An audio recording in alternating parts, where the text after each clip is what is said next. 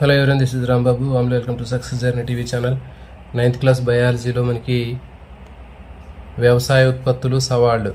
So ఈ chapter కూడా చాలా చాలా ఇంపార్టెంట్ అండి. ఇది తెలంగాణలో తర్వాత ఏపీకి కూడా మనకి ఉన్నటువంటి టాపిక్ అండి. ఏపీలో కూడా మనకి ఈ అగ్రికల్చర్కి సంబంధించినటువంటిది మొత్తం కూడా మనకి ఉంది. ఇది కూడా మీ అందరికి కూడా కెమికల్ ఫర్టిలైజర్స్ తర్వాత పెస్టిసైడ్స్ ఏ విధంగా మనకి వివిధ రకాలైనటువంటి పంటల్లో ఉండేటటువంటి పంటలు పండించుకునేటటువంటి విధానం, సో వీటికి సంబంధించినటువంటి అంశాలన్నీ కూడా ఉంటాయి. కాబట్టి ఇది చాలా చాలా ఇంపార్టెంట్. దీనికి సంబంధించింది చూద్దామండి మనం. ఇటువంటి పెరిగేటటువంటి జనాభాకు మనకి ఆహారాన్ని అందించడం కోసం మనకి వివిధ రకాలైనటువంటి ఆహార ఉత్పత్తులు అనేవి చాలా అవసరం. వివిధ రకాలైనటువంటి ప్రోటీన్లు ఉన్నటువంటి మాంసం అంటే ఏంటి, చేపలు, గుడ్లు, తర్వాత మాంసము, వీటితో పాటు వివిధ రకాలైనటువంటి ఆకుకూరలు, పాల, తర్వాత వివిధ రకాలైనటువంటి పప్పు ధాన్యాలు, బియ్యము, ఇవన్నీ కూడా చాలా అవసరం ప్రతి ఒక్కరికి కూడా. మన భారతదేశంలో పెరిగేటటువంటి జనాభాకి ఇవన్నీ కూడా ఎక్కువ మొత్తంలో అందించాల్సినటువంటి అవసరం ఉంటుంది. కాబట్టి ఇక్కడ చూడండి, మరి మన భారతదేశంలో 61, 71 వివిధ రకాలైనటువంటి దశాబ్దాల్లో జనాభా పెరుగుదల తీసుకున్నట్లయితే మనకి ఎట్లా కనిపిస్తుంది, తర్వాత ఆహార ధాన్యాల ఉత్పత్తి తీసుకున్నట్లయితే ఏ విధంగా కనిపిస్తుంది అంటే పెరిగే జనాభా పెరుగుతున్నప్పటికీ మరి పెరిగేటటువంటి జనాభాకు తగినటువంటి ఆహార ఉత్పత్తి పెరుగుతుందా లేదా అనేది మనం ఇక్కడ చూడాలండి. ఇక్కడ చూడండి, 71, 81 దశాబ్దంలో తీసుకుంటే 2.23 జనాభా పెరుగుదల ఉంటే రేటు, ఆహార ఉత్పత్తి మాత్రం 1.8 మాత్రమే ఉంది. సో కాబట్టి ఈ విధంగా మరి ప్రతి 10 సంవత్సరాలకి కూడా మనకి జనాభా పెరుగుదల రేటు ఇచ్చినప్పుడు పెరిగేటటువంటి జనాభాకి ఆహార ఉత్పత్తి ఎంత పెరుగుతుందని ఇక్కడ ఇవ్వడం జరిగింది. సో దీన్ని బట్టి ఏంటంటే దేశవ్యాప్తంగా మనకు పెరిగినటువంటి జనాభాకి అవసరమైనటువంటి అధిక మొత్తంలో ఆహారాన్ని ఉత్పత్తి చేయాలి అంటే మనం ఏం చేయాలి అనేటటువంటిది ఇక్కడ మనకి కొన్ని సవాళ్ళు అనేవి ఉన్నాయి. అంటే జనాభా పెరుగుతున్నప్పటికీ మరి ఆ పెరిగేటటువంటి జనాభాకి కావాల్సినటువంటి ఆహార ఉత్పత్తిని చేయాలి అంటే మనం ఏ విధమైనటువంటి ప్రయత్నాలు చేస్తే మనకి ఎక్కువ మొత్తంలో పంట దిగుబడి చేయడానికి అవకాశం ఉంటుంది అనేది మనం ఇక్కడ చూద్దామండి. మరి పంట ఉత్పత్తికి సంబంధించినటువంటి తీసుకున్నట్లయితే జనరల్గా మరి ఆహార ఉత్పత్తిని పెంచడానికి మనం ఏం సూచనలు చేయాలి అంటే, ఫర్ ఎగ్జాంపుల్ చూడండి, మనకి నాణ్యమైన విత్తనాలు తీసుకోవాలి, తర్వాత ఇంకా ఎరువులు, మంచి ఎరువులు వేయాలి, తర్వాత నీటిపారుదల టైం టు టైం చేయాలి, తర్వాత వీడింగ్ చేయాలి, తర్వాత మంచి పెస్టిసైడ్స్ స్ప్రే చేయాలి, ఫర్టిలైజర్ సప్లై చేయాలి, తర్వాత ఇంకా ఇన్ టైంలో వాటిని హార్వెస్టింగ్ చేయాలి. సో ఇట్లాంటివన్నీ కూడా మనకి చాలా రకాలైనటువంటి ఆహార ధాన్యాలు ఉత్పత్తి చేయడంలో మనకి చాలా రకాలైనటువంటి సూచనలు ఉంటాయి. దీనికి సంబంధించినటువంటి ఇక్కడ డీటెయిల్గా మనం ఇక్కడ నేర్చుకుందామండి. మరి పంట దిగుబడి రావాలి అంటే, పంటలో అధికంగా దిగుబడి రావాలి అంటే మనకి చాలా రకాలైనటువంటి కారకాలు ఉంటాయండి. చూడండి, మరి పంట దిగుబడి అనేది కేవలం ఏ ఒక్క కారకం మీద ఆధారపడి ఉండదు. అనేక కారకాలు కలిసి పనిచేయటం వల్ల మాత్రమే పంట దిగుబడి అనేది పెరుగుతుంది. అంటే ఇప్పుడు మన పంట దిగుబడి పెరగాలి అంటే ఏదో ఒక మంచి విత్తనాలు తీసుకుంటే సరిపోదు, లేకపోతే మంచి ఫర్టిలైజర్స్ ఎరువులు వేస్తే సరిపోదు, లేకపోతే ఏదైనా ఆర్గానిక్ ఫార్మింగ్ చేస్తే సరిపోదు. చాలా రకాలైన అంశాలు అనేవి ఉంటాయండి మంచి దిగుబడి రావాలంటే. దాంట్లో నాణ్యమైనటువంటి నాటిన విత్తనం యొక్క క్వాలిటీ చూసుకోవాలి. నాణ్యమైనటువంటి విత్తనమా కాదా అనేటటువంటి దాన్ని చూసుకోవాలి. తర్వాత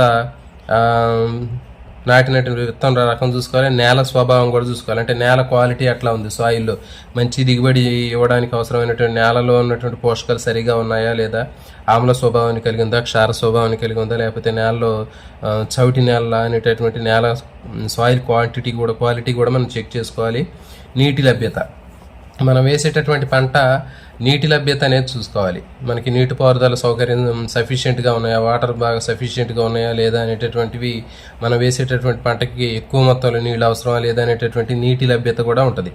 తర్వాత ఎరువులు, పోషకాలు అందుబాటు. మరి పంట దిగుబడి రావాలి అంటే మనం వేసేటటువంటి ఎరువులు కానివ్వండి, మనం వేసేటటువంటి పోషకాలు కూడా, అందుబాటులో ఉండే పోషకాలు కూడా చాలా ముఖ్యమైనవి.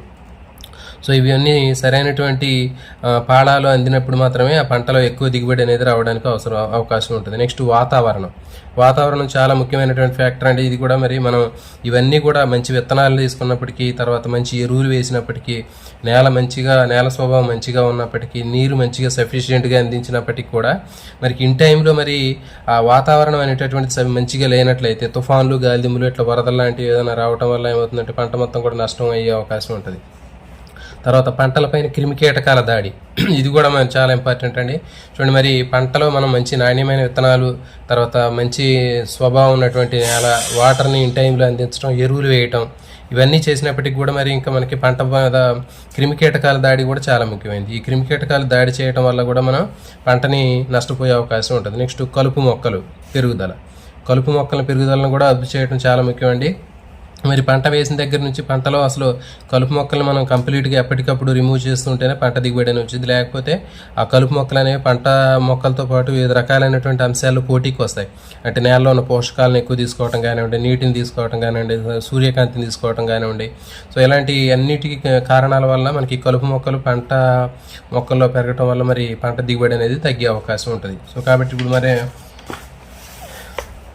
వివిధ రకాలైనటువంటి కారకాలు అనేటటువంటి పంటల మీద ఏ విధమైనటువంటి ప్రభావం చూపిస్తాయి అనేది ఇక్కడ ఇవ్వడం జరిగిందండి. చూడండి, మొక్కలు నాటే కాలం. మొక్కలు నాటే కాలం కూడా చాలా చాలా ఇంపార్టెంట్ అండి. చూడండి, కొంతమంది వర్షం పడిన ఒక నెల తర్వాత నాటినట్లయితే రిజల్ట్ ఒక రకంగా ఉంటుంది. అదేవిధంగా వర్షం పడిన వెంటనే నాటితే రిజల్ట్ ఒక రకంగా ఉంటుంది. ఎట్లా ఉంటుంది అంటే చూడండి, ఇక్కడ వర్షాలు పడినటువంటి నెల తర్వాత నాటితే 3400 కిలోగ్రాముల హెక్టార్కి ఉత్పత్తి అనేది వచ్చింది. అట్లా కాకుండా వర్షం పడిన వెంటనే, అంటే వర్షాకాలం స్టార్ట్ అవ్వగానే మనం నాటుకుంటే 5830 కేజీలు పర్ హెక్టార్కి దిగుబడి అనేది వచ్చింది. సో కాబట్టి మనకి ఇక్కడ లాభం ఎంత ఉందంటే ఎంత 2430 ఉంది. అంటే ఎప్పుడైనా సరే మనం వర్షాలు పడిన వెంటనే మనకి పంటలు అనేవి నాటుకోవటం వల్ల మనకి దిగుబడి ఎక్కువగా ఉంటుంది. నెక్స్ట్, నిర్ణీత స్థలంలో పెంచేటటువంటి మొక్కలు. సో చూడండి, మరి మొక్కలు కొంతమంది ఏమనుకుంటుంటారంటే చాలా దగ్గరగా నాటుకుంటే ఎక్కువ దిగుబడి వచ్చింది అనుకుంటారు. కానీ మొక్కలకి నిర్ణీత స్థలం అనేది ఉండాలి. అంటే ఒక మొక్కకి ఇంకో మొక్క మధ్య సర్టెన్ గ్యాప్ అనేది ఉండాలి. ఆ విధంగా గ్యాప్ ఉండటం వల్ల ఏమవుతుందంటే మనకి దిగుబడి అనేది ఎక్కువగా వస్తుంది.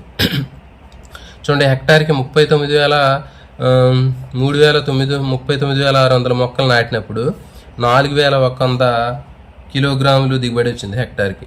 మరి అట్లా కాకుండా దాంట్లో సగం అంటే 19,800 మొక్కలు నాటినప్పుడు 5,130 కేజీలు దిగుబడి వచ్చింది.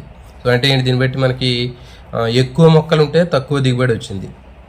కాబట్టి మనకి కానీ తక్కువ మొక్కలు తీసుకున్నప్పుడు ఎక్కువ దిగుబడి వచ్చింది. కాబట్టి మనం గుర్తుపెట్టుకోవాల్సింది ఏంటి అంటే నిర్ణీత స్థలంలో మనం నాటేటటువంటి మొక్కలు కూడా చాలా చాలా ఇంపార్టెంట్. తక్కువ మొక్కలు నాటినప్పుడు ఏమవుతుందంటే మొక్కకి మధ్య ఎక్కువగా ఉండటం వల్ల ఏమవుతుందంటే సన్లైట్ పడుతుంది, మొక్కలన్నీ బాగా పెరుగుతాయి, ఆరోగ్యంగా ఉంటాయి, గాలి సోకిద్ది, తెగుళ్ళు రాకుండా ఉంటాయి. అట్లా కాకుండా మొక్కలు దగ్గరగా వేయటం వల్ల ఏమవుతుందంటే గాలి సోకకపోవటం వల్ల, సూర్యరశ్మి తగలకపోవటం వల్ల మొక్కలన్నీ కూడా లోపల తెగుళ్ళు వచ్చేటటువంటి అవకాశం ఉంటుంది. సో కాబట్టి నెక్స్ట్ కలుపు తీయటం కూడా చాలా చాలా ఇంపార్టెంట్. మరి చూడండి, ఉన్నటువంటి కలుపును బట్టి మ్యాక్సిమం ఒకసారి కానీ 2 సార్లు కానీ 3 సార్లు కానీ తీయాలి. మనం తీసేటటువంటి కలుపును బట్టి మనకి దిగుబడి అనేది వచ్చింది. చూడండి, ఒకసారి కలుపు తీస్తే 4040 కేజీల దిగుబడి వచ్చింది హెక్టార్కి. 2 సార్లు కలుపు తీస్తే 5200 వచ్చింది. కాబట్టి మన కలుపు తీయటం అనేది చాలా చాలా ఇంపార్టెంట్. మ్యాక్సిమం అసలు ఎన్నిసార్లు అయినా కలుపు ఎక్కువ సార్లు తీసుకుంటే అంత మంచిది. కానీ కలుపు తీయకపోవటం వల్ల మనకి నష్టం అనేది ఎక్కువగా ఉంటుంది. కాబట్టి కలుపు తీయటం అనేది కూడా చాలా ఇంపార్టెంట్ ఫ్యాక్టర్. నెక్స్ట్, పోషక పదార్థాలు అందించడం. మరి ఎలాంటి పోషకాలు అందించకుండా ఉంటే మనకి 4570 కేజీలు హెక్టార్లు దిగుబడి వచ్చింది ఎకరానికి, ఫాస్ఫరస్ అందించకుండా ఉంటే. మరి అట్లా కాకుండా 56 కేజీలు ఫాస్ఫరస్ అందించినప్పుడు 4660 కేజీలు దిగుబడి వచ్చింది, పెరిగింది. ఇక్కడ నైట్రోజన్ వాడకుండా మనకి పంటలు పండిస్తే 4320 కేజీలు దిగుబడి వచ్చింది. అదే 78 కేజీలు నైట్రోజన్ ఉపయోగిస్తే మనకి 4900 కేజీలు దిగుబడి వచ్చింది. కాబట్టి మనకి పోషకాల విషయంలో నైట్రోజన్, ఫాస్ఫరస్ ఇవన్నీ కూడా చాలా ముఖ్యమైనటువంటి పోషకాలు. కాబట్టి మ్యాక్సిమం ఈ పోషకాలు ఎక్కువగా ఉన్నప్పుడు మాత్రమే నేలలో మనకి దిగుబడి అనేది ఎక్కువగా ఉంటుంది. కాబట్టి ఇవి మొక్కలు వర్షాలు పడిన వెంటనే నాటుకోవాలి. నిర్ణీత స్థలంలో తక్కువ స్థలంలో, అంటే ఎక్కువ స్థలంలో తక్కువ మొక్కలు నాటుకునే ప్రయత్నం చేయాలి. తర్వాత కలుపుని సాధ్యమైనంత ఎక్కువ సార్లు కలుపు తీసుకోవాలి. తర్వాత నైట్రోజన్, ఫాస్ఫరస్ ఉన్నటువంటి ఎరువుల్ని ఎక్కువగా అందించుకోవాలి. ఉన్నట్లయితే దిగుబడి ఎక్కువ వస్తుంది.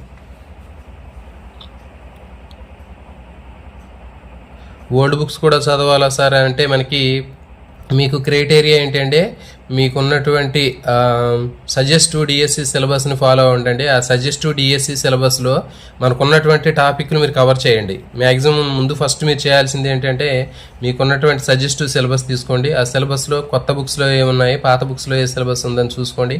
కొత్త బుక్స్లో ఉన్నటువంటి సిలబస్లో చదువుకోండి. కొన్ని ఇచ్చినటువంటి టాపిక్స్ ఓల్డ్ బుక్స్లో ఉన్నట్లయితే ఓల్డ్ బుక్స్లో కూడా చదువుకోవటం చాలా ఉత్తమం. ఎందుకంటే ఇప్పుడు చూడండి, మీకు అగ్రికల్చర్కి సంబంధించినటువంటి డీటెయిల్స్ మీకు సిలబస్లో కూడా ఉంది. మరి అట్లాంటిది మరి ఇలాంటివి చదువుకోవడం వల్ల ఏంటంటే మీకు ఎక్కువగా విషయాన్ని కవర్ చేయడానికి ఉపయోగపడే అవకాశం ఉంటుంది. లేకపోతే మీరు కొన్ని అంశాలు మీరు కవర్ చేయకపోతే ఖచ్చితంగా మీరు అలాంటి వాటిలో నుంచి మీకు బిట్లు వచ్చినప్పుడు మీరు ఆన్సర్ చేయలేరు. సో కాబట్టి మీరు సజెస్టివ్ సిలబస్ చూసుకోండి. అది కొత్త బుక్కా, ఓల్డ్ బుక్కా, లేకపోతే న్యూ బుక్కా అనేటటువంటి దానికి మీరు ఫైనల్ చేసుకొని దానికి సంబంధించిన డీటెయిల్స్ ఏ బుక్లోనే సరే మనకి ఆ ఇన్ఫర్మేషన్ అనేది చాలా ఇంపార్టెంట్ అండి. నెక్స్ట్, అధిక ఆహారోత్పత్తిని ఎలా సాధించాలి చెప్పాం కదా. ఇక్కడ మనకి అధిక ఆహారోత్పత్తిని సాధించాలి అంటే 2 రకాలైనటువంటి మార్గాలు ఉంటాయి. నేల సాగు విస్తీర్ణం పెంచాలి. అధికోత్పత్తి కోసం ఏం చేయాలంటే సాగు చేసేటటువంటి స్థలాన్ని పెంచాలి. మరి అట్లా సాగు చేసే స్థలాన్ని పెంచాలి అంటే అడవులు నరికివేయాలి. అడవులు నరికివేస్తే ఇది పర్యావరణ సమస్యలకు దారితీస్తుంది. మరి దీనికి ఇంకో పరిష్కార మార్గం ఏంటి అంటే చూడండి, అంటే ఉన్నటువంటి స్థలంలోనే ఇక్కడ మనకి ఇది సాగు నేల విస్తీర్ణాన్ని పెంచడం, అంటే పంటలు పండించేటటువంటి స్థలాన్ని ఎక్కువగా చేయటం వల్ల దిగుబడి ఎక్కువ అవకాశం ఉంటుంది. నెక్స్ట్ రెండవది ఏంటంటే ప్రస్తుతం సాగులో ఉన్నటువంటి నేలలోనే ఎక్కువ దిగుబడి వచ్చేటటువంటి పద్ధతులను పాటించడం. ఇక్కడ చూడండి, సాగు నేల విస్తీర్ణాన్ని పెంచడం అనేది మనకి ఇది మంచిదిగా చెప్పాము. ఇది ఎందుకంటే ఉన్నటువంటి స్థలంలో కాకుండా ఇంకా ఎక్కువ మొత్తంలో మనం దిగుబడి రావాలని చెప్పేసి సాగు నేల విస్తీర్ణాన్ని పెంచడం ద్వారా, అంటే అడవులు నరికివేయడం వల్ల ఏమవుతుందంటే మరి ఎక్కువ విస్తీర్ణం కావాలంటే అడవులు నరకాలి. మరి అడవులు నరకాలి అంటే మరి అది పర్యావరణ సంబంధమైనటువంటి సమస్యలకు దారితీసే అవకాశం ఉంటుంది. అందుకని చెప్పేసి మనకి ఆప్షన్ అనేది సరైనది కాదు. మరి ప్రస్తుతం ఉన్నటువంటి సాగు నేలలోనే ఎక్కువ దిగుబడి ఇచ్చేటటువంటి పంటలు పండించుకోవటం అనేది ఉత్తమమైంది. కాబట్టి ఈ రెండో దానికి మనకి ఎక్కువ ప్రయారిటీ ఇవ్వాలి. తర్వాత అధిక దిగుబడి ఇచ్చేటటువంటి వంగడాల్ని అభివృద్ధి చేయటం. అధిక దిగుబడి ఇచ్చేటటువంటి వంగడాల్ని అభివృద్ధి చేయటం, తర్వాత పంట మార్పిడి చేయటం, తర్వాత మిశ్రమ పంటలు పండించడం, తర్వాత స్వల్పకాలిక పంటలు పండించడం. సో ఇవన్నీ కూడా మనకు ఆప్షన్స్ ఇచ్చాడు. వీటిలో ఏది ముఖ్యం, అన్నీ కూడా చేయొచ్చు, ఒకటి తప్ప మిగిలిన అన్నీ చేయొచ్చు. అదేంటి అంటే నేల విస్తీర్ణాన్ని పెంచడం. నేల విస్తీర్ణాన్ని పెంచడం అనేది ఇది రాంగ్ అండి. ఇది తప్ప మనం మిగిలినటువంటి ఏ రకమైనటువంటి పద్ధతినైనా పాటించవచ్చు.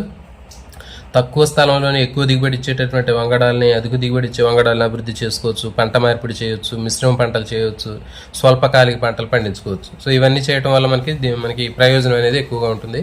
మరి ఒక్కొక్క దాని గురించి మనం ఇక్కడ చూద్దాం.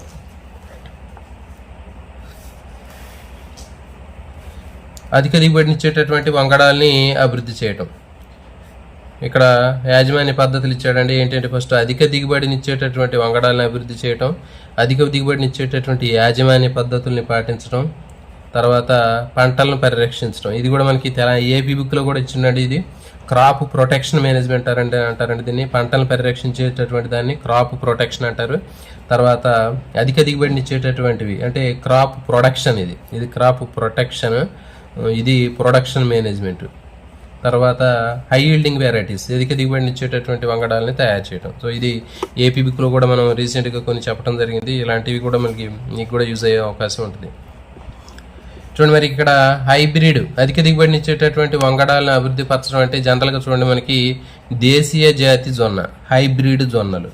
మరి ఈ రెండిట్లో ఏది సైజు పెద్దగా ఉందో చూస్తున్నట్లయితే దేశీయ జాతి జొన్నలు సైజు చిన్నగా ఉన్నాయి, తక్కువ దిగుబడి ఇచ్చింది. హైబ్రిడ్ జొన్న అయితే ఇది ఎక్కువ సైజు పెద్దగా ఉన్నాయి, ఎక్కువ మొత్తంలో మనకి గింజలు అనేవి ఉంటాయి, ఎక్కువ దిగుబడి ఇచ్చింది. అంటే ఒక్కొక్క కంకికి ఎక్కువగా ఉంటాయి గింజలు.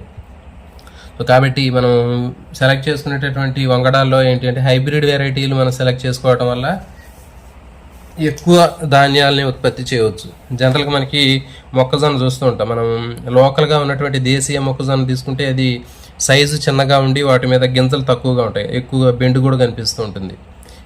కానీ హైబ్రిడ్ మొక్కజొన్న తీసుకుంటే ఈ హైబ్రిడ్ మొక్కజొన్నలు చాలా పెద్దగా ఉంటాయి, గింజలన్నీ కూడా పెద్ద సైజులో ఉంటాయి, మొత్తం ఫుల్ ప్యాకింగ్ కనిపిస్తూ ఉంటుంది, మరి ఎక్కువ మొత్తంలో ఉంటాయి. ఈ కంకులు మనం దాదాపు ఒక కంకిని ఒకళ్ళని తినలేము, ఇద్దరం తినాల్సి వచ్చింది. సో అంత పెద్ద సైజులో ఉంటాయి. కానీ మరి ఈ లోకల్ మొక్కజొన్న తీసుకున్నట్లయితే మనం ఇట్లాంటి చిన్న చిన్నవి చాలా తినొచ్చు. సో మరి ఆ విధంగా తేడా అనేది ఉంటుంది.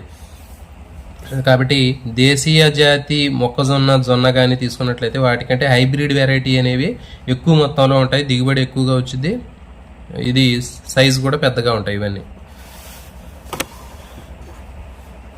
సో వీటిని ఏమంటారంటే సంకర జాతికి చెందినటువంటి అంటారు, హైబ్రిడ్ రకానికి చెందినటువంటివి అధిక దిగుబడిని ఇస్తాయండి ఇవి. సో కాబట్టి హైబ్రిడ్ వెరైటీని మనం సెలెక్ట్ చేయడం వల్ల ఈ పెరిగే జనాభాకి తక్కువ సమయంలోనే ఎక్కువ మొత్తంలో ఆహారాన్ని మనం పండించడానికి అవకాశం ఉంటుంది. నెక్స్ట్ అధిక దిగుబడిని ఇచ్చేటటువంటి యాజమాన్య పద్ధతుల గురించి చూద్దామండి. ఇక్కడ యాజమాన్య పద్ధతుల్లో మనకి ఏమేం చేస్తే మనకి దిగుబడి వచ్చింది అనేటటువంటిది మేనేజ్మెంట్కి సంబంధించినటువంటిది చూద్దాం. ఇక్కడ దీంట్లో ఫస్ట్ నీటిపారుదల అనేది పంట మీద చాలా ప్రభావం చూపిస్తుందండి. చూడండి,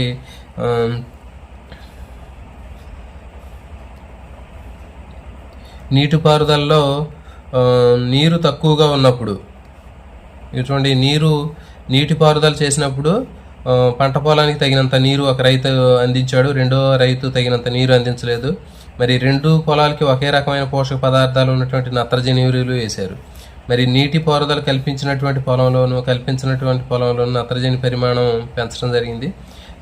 దీంట్లో రిజల్ట్ చూడండి. ఇక్కడ అంటే మనం ఎరువులు ఎంత వేసినప్పటికీ కూడా తగినంత నీరు ఉన్నప్పుడు దిగుబడి అనేది ఎక్కువగా ఉంటుంది. నైట్రోజన్ అంటే మనం నైట్రోజన్ ఎరువులు వేసినప్పటికీ కూడా మనకి దిగుబడి రావాలంటే నీరు అనేది సఫిషియెంట్గా ఉండాలి. చూడండి, ఫర్ ఎగ్జాంపుల్ పొలాల్లో మనం ఎరువులు వేసేటప్పుడు నీళ్లు పెట్టాలి, లేకపోతే నీళ్లు పెట్టిన తర్వాత తేమగా ఉన్నటువంటి నేల మీద ఎరువులు వేయడం వల్ల ఏమవుతుందంటే మొక్క ఎరువుని తీసుకుంటుంది. అట్లా కాకుండా నీరు లేకుండా మనం ఎరువు వేసినప్పటికీ కూడా ఉపయోగం అనేది ఉండదు. కాబట్టి తగినంత నీరు లేనప్పుడు మనకి దిగుబడి అనేది తక్కువగా ఉంటుంది, తగినంత నీరు ఉన్నప్పుడు ఎక్కువగా దిగుబడి అనేది ఉంటుంది. సో కాబట్టి దీన్ని బట్టి ఏంటంటే మనకి నీటిపారుదలలో మనకి తగినంత నీరు అందించినప్పుడు మాత్రమే దిగుబడి అనేది ఉంటుంది. నీరు తక్కువగా ఉన్నప్పటికీ కూడా సరైనటువంటి పోషకాలు ఇచ్చినప్పటికీ కూడా దిగుబడి అనేది తక్కువగా ఉంటుంది.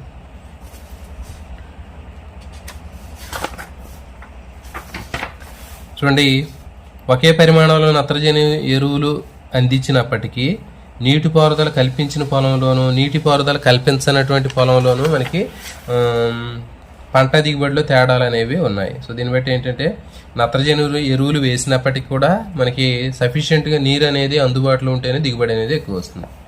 మరి మొక్క నీళ్లతోటి ఏం చేస్తుంది, ఇది ఇంపార్టెంట్ అండి. చూడండి, మరి మొక్కలు కిరణజన్య సంయోగక్రియ ద్వారా ఆహారాన్ని తయారు చేసుకుంటాయి అనేటటువంటి విషయం మనకి తెలుసు. మరి మొక్కలు గాలిలో ఉన్నటువంటి కార్బన్ డైఆక్సైడ్ని సూర్యరశ్మిని ఉపయోగించుకొని పిండి పదార్థాన్ని తయారు చేసుకుంటాయి అని చెప్పాం. మరి ఈ విధంగా తయారు చేసుకోవడానికి నీళ్లు కూడా కావాలి కదా. మనకి కిరణజన్య సంయోగక్రియకి సంబంధించినటువంటి ఫార్ములాలో 6CO2 + 12H2O gives C6H12O6 + 6H2O + 6O2. So ఈ ఫార్ములా మనకి అంటే కిరణజన్య సమీకరణకు సంబంధించిన ఫార్ములాలో మనకి కార్బన్ డైఆక్సైడ్ కావాలా, నీరు కావాలి, మరి దీనికి పత్రహరితం క్లోరోఫిల్ కూడా కావాలి. సో ఇప్పుడు మరి మొక్క కిరణజన్య సమయోక్రియ ద్వారా ఏం చేసింది, ఆహారాన్ని తయారు చేసుకుంటుందని చెప్పాం. ఇది పిండి పదార్థం అంటారు. ఈ గ్లూకోజ్ అనేటటువంటి పిండి పదార్థం తయారు చేయాలంటే కార్బన్ డైఆక్సైడ్ కావాలి, గాలి నుంచి తీసుకుంటుంది, తర్వాత సూర్యరశ్మిని తీసుకుంటుంది, తర్వాత నీరు అనేది మొక్క వేర్ల ద్వారా నీటిని పీల్చుకుంటుంది. మరి ఈ విధంగా తయారు చేసుకున్నటువంటి పిండి పదార్థం అనేది ఒక రకమైనటువంటి కార్బోహైడ్రేట్. ఇది మరి అయితే వివిధ రకాలైనటువంటి చక్కెరలు, సెల్యులోజ్ కూడా కార్బోహైడ్రేట్లేనండి. చూడండి, మనకి చక్కెర, వివిధ రకాలైనటువంటి చక్కెరలు అంటే గ్లూకోజు, ఫ్రక్టోజు, గెలాక్టోజు, లాక్టోజు, ఇవన్నీ కూడా చక్కెరలే.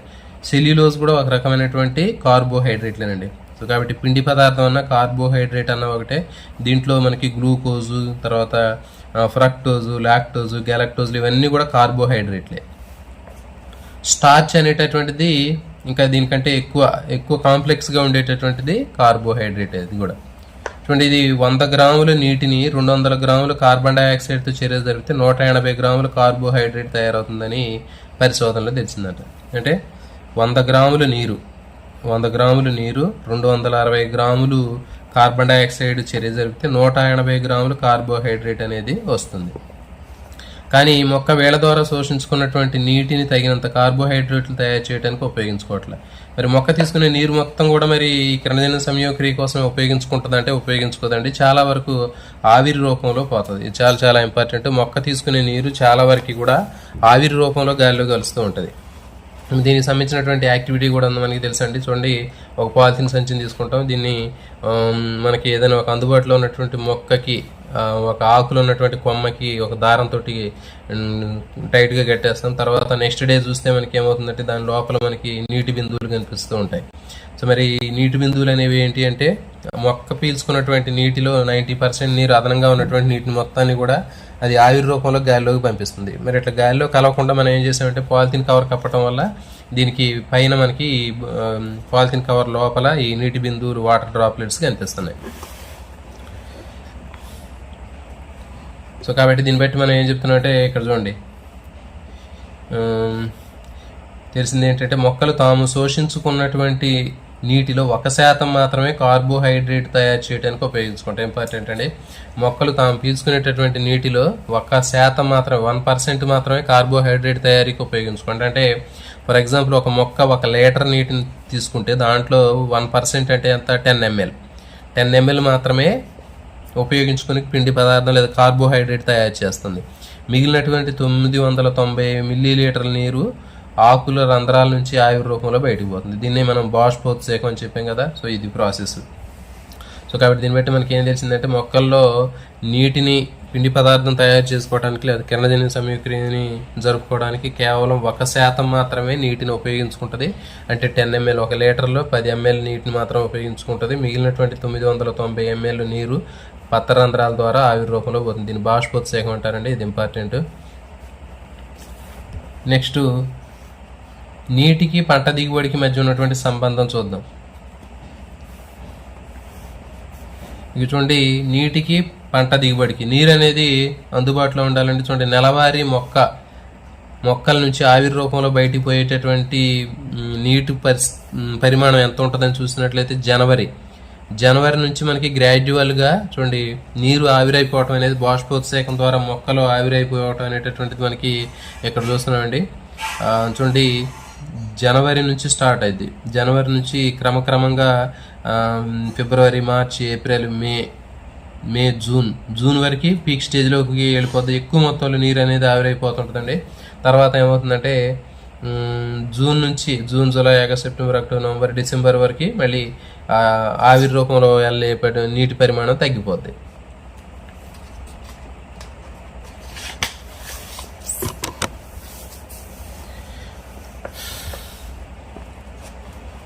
తర్వాత ఇక్కడ చూడండి,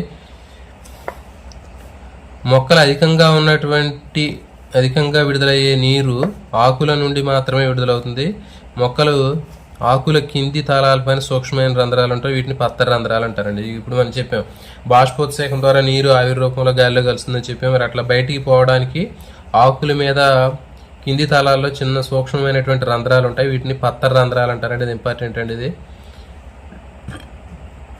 బాష్పోత్సేకానికి ఆకుల మీద ఉన్నటువంటి చిన్న చిన్న రంధ్రాల ద్వారా నీరు ఆవిరైపోతుంది. ఆ రంధ్రాలను ఏమంటారంటే పత్తర రంధ్రాలు అంటారు. ఈ పత్తర రంధ్రాల ద్వారానే నీరు అనేది ఆవిరైపోతుంది. మరి వాతావరణంలో అధికంగా ఉష్ణోగ్రత ఉన్నప్పుడు అధిక పరిమాణంలో నీరు ఆవిరైపోతుందని మనకు తెలుసండి. వేడి ఎక్కువగా ఉన్నప్పుడు నీరు ఎక్కువగా ఆవిరైపోతుంది. మరి అలాంటి పరిస్థితుల్లో ఏం చేస్తుందంటే పత్రాలు ముడుచుకుంటాయి.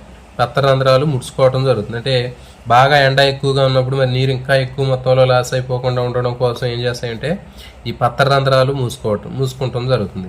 మరి అట్లా పత్తర రంధ్రాలు మూసుకోవడం వల్ల ఏమవుతుందంటే పోయేటటువంటి నీటిని ఇంకా అధిక మొత్తంలో పోకుండా నీటి ఆవిరి రూపంలో పోకుండా వీటిని అరికట్టడం జరుగుతుంది. చూడండి, ఇక్కడ మనకి పిక్చర్ చూస్తే అర్థమవుతుంది. పత్తర రంధ్రం తెరిచి ఉన్నప్పుడు ఎట్లా ఉంది. ఇది పత్తర రంధ్రం అంటారండి. ఈ పక్కన ఉన్నటువంటి రెండు కూడా చిక్కుడు గింజ ఆకారంలో ఉన్నటువంటివి రక్షక కణాలు. ఈ రక్షక కణాలకి పక్కన కూడా వేరే కణాలు ఉంటాయి. వీటిని అనుబంధ కణాలు అంటారు. ఇక్కడ లేదండి, ఇన్ఫర్మేషన్ గుర్తుపెట్టుకోండి. అనుబంధ కణాలు, అసోసియేషన్ సెల్స్ అంటారు. ఈ పత్తర రంధ్రము, రక్షక కణాలు, అనుబంధ కణాలు ఈ మూడింటిని కలిపి పత్రరంధ్ర సంక్లిష్టం అంటారు. స్టొమాటల్ కాంప్లెక్స్ అంటారు. పత్రరంధ్ర సంక్లిష్టంలో ఏమేమి ఉంటాయి అంటే పత్రరంధ్రము, రక్షక కణాలు, అనుబంధ కణాలు, ఈ మూడింటిని కలిపి పత్రరంధ్ర సంక్లిష్టం అంటారండి. చూడండి, మరి తెరిచి ఉన్నప్పుడు అంటే మొక్కకి నీటి అవసరం లేనప్పుడు ఏం చేసిద్ది అంటే ఎండ వాతావరణంలో వేడి ఎక్కువగా లేనప్పుడు పత్రరంధ్రం ఈ విధంగా ఉంటుంది. కానీ వాతావరణంలో బాగా వేడి ఎక్కువగా ఉండి నీరు ఆవిరి అయ్యేటటువంటి పరిస్థితి ఉన్నప్పుడు ఆ ఆవిరి కాకుండా ఈ పత్రరంధ్రం అనేది ఇట్లా మూసుకోవడం జరుగుతుంది. సో కాబట్టి ఇది గుర్తుపెట్టుకోండి, పత్రరంధ్రం ఎప్పుడు తెరుచుకొని ఉంటుంది అంటే వాతావరణంలో వేడి తక్కువగా ఉండి మొక్కకి నీటి అవసరం లేనప్పుడు ఇది ఇట్లా తెరుచుకొని ఉంటుంది. తర్వాత మరి నీరు ఆవిరైపోయేటటువంటి పరిస్థితి ఎప్పుడైతే ఉందో మొక్కకి నీరు నష్టం జరుగుతుంది అనుకున్నప్పుడు ఈ పత్రరంధ్రం ఇట్లా మూసుకోవడం జరుగుతుంది.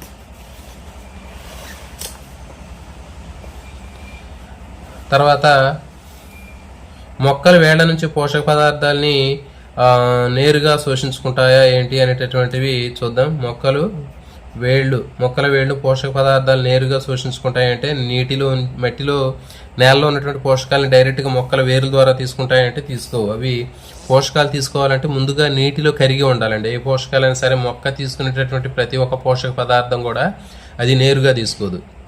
ఆ పోషకాలు నేళ్లలో కరిగినటువంటి ఆ నీటి ద్వారా పోషకాలను తీసుకోవటం జరుగుతుంది. మనకి దారు ఉంటుందని తెలుసు మనకి. ఇక చూడండి, ఇక్కడ నీటిలో కరిగి ఉన్న పోషక పదార్థాలు మాత్రమే వేళ్ళ ద్వారా శోషించుకుంటాయి. మొక్కల్లో పదార్థాల రవాణా ప్లాస్మాతో చూడండి, మరి నీరు పోషక పదార్థాల రవాణాలో దారువు పోషక కణజాలాలు ఎలా ఉపయోగపడతాయి అనేటటువంటి మనకి తెలుసు. దారువు పోషక కణజాలం రెండింటిని కలిపి నాళికా పుంజాలు అంటారండి, చాలా చాలా ఇంపార్టెంట్. వాస్కులర్ బండిల్స్ అంటారు. దారువు పోషక కణజాలం, దారువుని జైలం అంటారు, ఇంపార్టెంట్ ఇది. పోషక కణజాలాన్ని ఫ్లోయం అంటారు. దారువు నీటిని, పోషక కణజాలం పోషక పదార్థాలని రవాణా చేస్తుంది. ఈ విధంగా దారువు పోషక కణజాలాలు నీటిని, పోషక పదార్థాలను రవాణా చేస్తాయి. మరి దారువు నీటిని రవాణా చేసేటప్పుడు మొక్కకు వేసేటటువంటి ఎరువులు వేసిన తర్వాత అందుకనే నీళ్లు పెడతారు. ఆ నీళ్లు పెట్టినప్పుడు ఏమవుతుందంటే నేలలో ఆ వేసినటువంటి ఎరువు కరిగిపోవటం వల్ల నీటితో పాటు ఆ వేసినటువంటి ఎరువులను కూడా మొక్క పీల్చుకుంటుంది.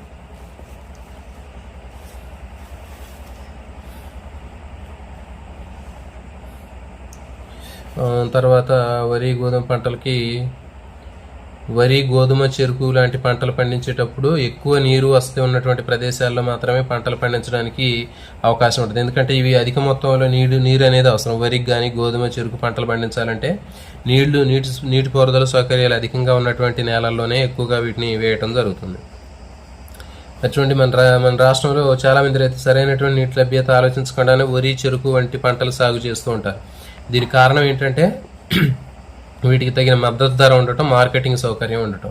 సో నీళ్లు లేకపోయినప్పటికీ కూడా కిందపడి మీదపడి ఏదో ఒక విధంగా వరి పంట పండించినట్లయితే వాటికి గిట్టుబాటు ధర ఉంటుంది, ఎక్కువ కాస్ట్ వాటికి ఎక్కువగా ఉంటుంది, పంట పండించడం కూడా సులభం అని చెప్పేసి మద్దతు ధర ఉంటుంది, మార్కెటింగ్ సౌకర్యం ఉంటుంది, తొందరగా అమ్ముకోవడానికి అవకాశం ఉంటుందని చెప్పేసి రైతులు ఏం చేస్తుంటారంటే నీటిపారుదల సౌకర్యాలు లేనప్పటికీ కూడా ఏదో విధంగా పండించాలని ప్రయత్నం చేస్తూ ఉంటారు.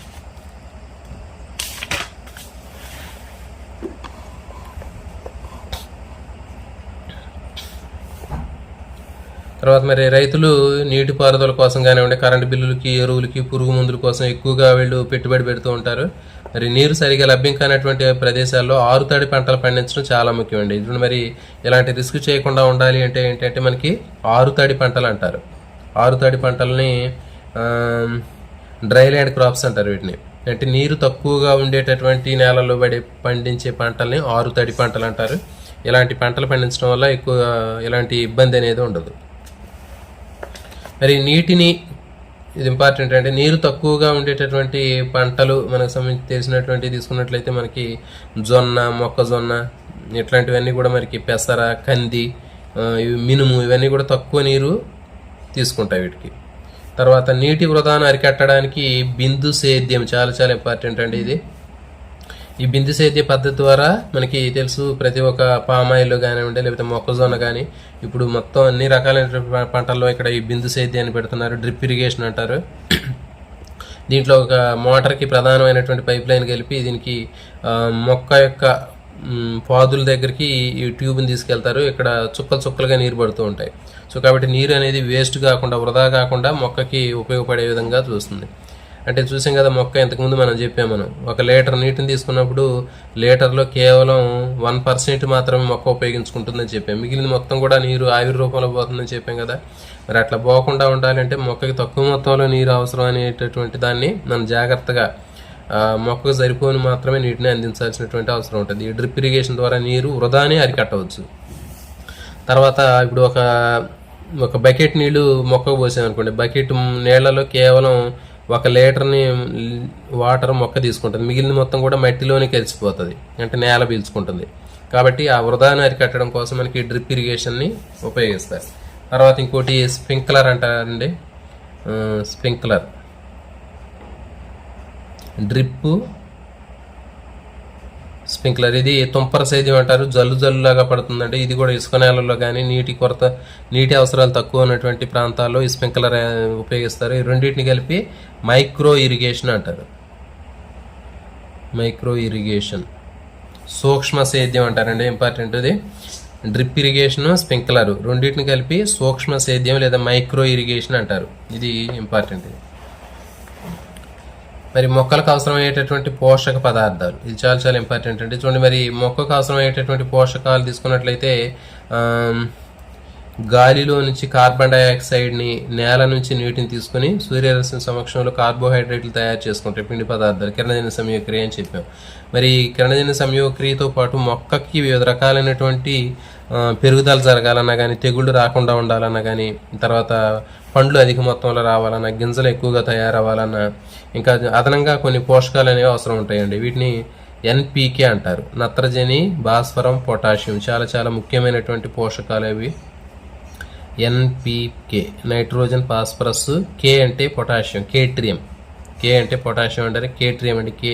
సో కాబట్టి అధిక మొత్తంలో అవసరం అవుతుంది. ఇవి లేవనుకోండి, పంటలో తెగుళ్ళు రావటం కానివ్వండి, తర్వాత కాయ సైజు పెరగకపోవటం కానివ్వండి, విత్తనాలు సరిగా లేకపోవటం కానివ్వండి, మొక్క ఎత్తు ఎదగకపోవటం కానివ్వండి, లేకపోతే వేర్లు పుంజుకోవటం కానివ్వండి, ఇట్లాంటివి జరగవు. కాబట్టి ఈ నైట్రోజన్, ఫాస్ఫరస్, పొటాషియం అనేటటువంటి మూలకాలు చాలా చాలా ముఖ్యమైనటువంటి పోషకాలు ఇవి. సో ఇవి అధిక మొత్తంలో అవసరం అవుతున్నాయి కాబట్టి వీటిని స్థూల పోషకాలు లేదా మ్యాక్రో న్యూట్రియంట్స్ అంటారండి. ఎన్పీకేని అధిక పరిమాణంలో మొక్కకు అవసరం, వీటిని మ్యాక్రో న్యూట్రియంట్స్ అంటారు. మరి తక్కువ మొత్తంలో అవసరమయ్యేటటువంటి వాటిని సూక్ష్మ పోషకాలు అంటారు. ఇవి మైక్రో న్యూట్రియంట్స్. ఇవి చాలా తక్కువ మొత్తంలో అవసరం అవుతాయి.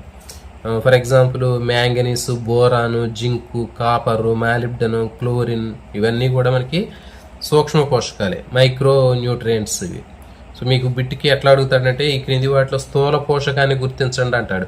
స్థూల పోషకాన్ని గుర్తించండి అని చెప్పేసి 3 సూక్ష్మ పోషకాలు ఇస్తాడండి. మ్యాంగనీస్, బోరాను, జింకు ఇచ్చి ఇంకొకటి నైట్రోజన్ ఇస్తాడు. లేకపోతే ఈ క్రింది వాటిలో సూక్ష్మ పోషకం కానిది ఏది అని అడిగి దీంట్లో నైట్రోజన్, ఫాస్ఫరస్, పొటాషియం 3 ఇచ్చి దాంతోపాటు ఒక క్లోరిన్ ఇస్తాడు. సో ఇది కానిది ఏది అంటే ఇది. సో కాబట్టి గుర్తుపెట్టుకోండి, మనకి స్థూల పోషకాలు మ్యాక్రో న్యూట్రియంట్స్ అనేటటువంటి ఎన్పీకే, నైట్రోజన్, ఫాస్ఫరస్, పొటాషియం. ఫాస్ఫరస్నే భాస్వరం అని కూడా అంటారు. సో ఈ 3 గుర్తుపెట్టుకోండి. మిగిలిన మొత్తం కూడా సూక్ష్మ పోషకాల కిందకు వస్తాయి. ఇవన్నీ మనకు అర్థమవుతూనే ఉంటుంది. Iron, manganese, boron, zinc, copper, molybdenum, chlorine, ఇవన్నీ కూడా సూక్ష్మ పోషకాలే, తక్కువ మొత్తంలో అవసరం అవుతాయి ఇవన్నీ.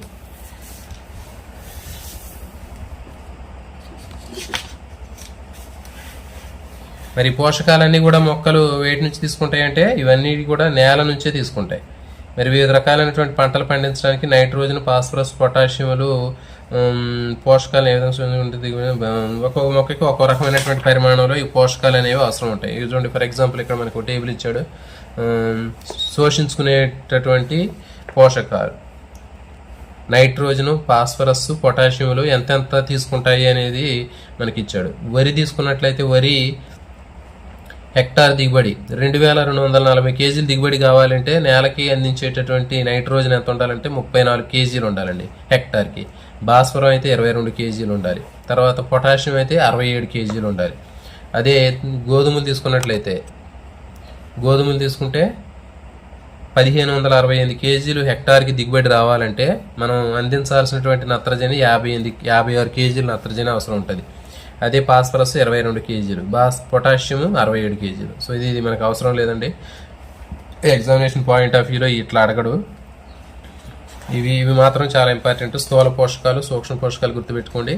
ఎన్పీకే, నైట్రోజన్, ఇట్లా ఒక్కోసారి ఇంగ్లీష్లో కూడా అడిగే అవకాశం ఉంటుంది. నైట్రోజన్, ఫాస్ఫరస్, పొటాషియం ఇవి కూడా ఇస్తాడు అవసరం అయితే. ఒక్కోసారి ఎలిమెంట్స్ ఇంగ్లీష్లో వాటికి సంబంధించిన మూలకాలను కూడా ఇచ్చి అడగడానికి అవకాశం ఉంటుంది. ఇప్పుడు జింక్ ఉంది, మ్యాంగనీస్, ఎంఎన్, బోరాన్, బిఓ, తర్వాత zinc, Z N, copper, C U, copper, cuprous అంటారు. తర్వాత మాలిబ్డెనం, ఇట్లా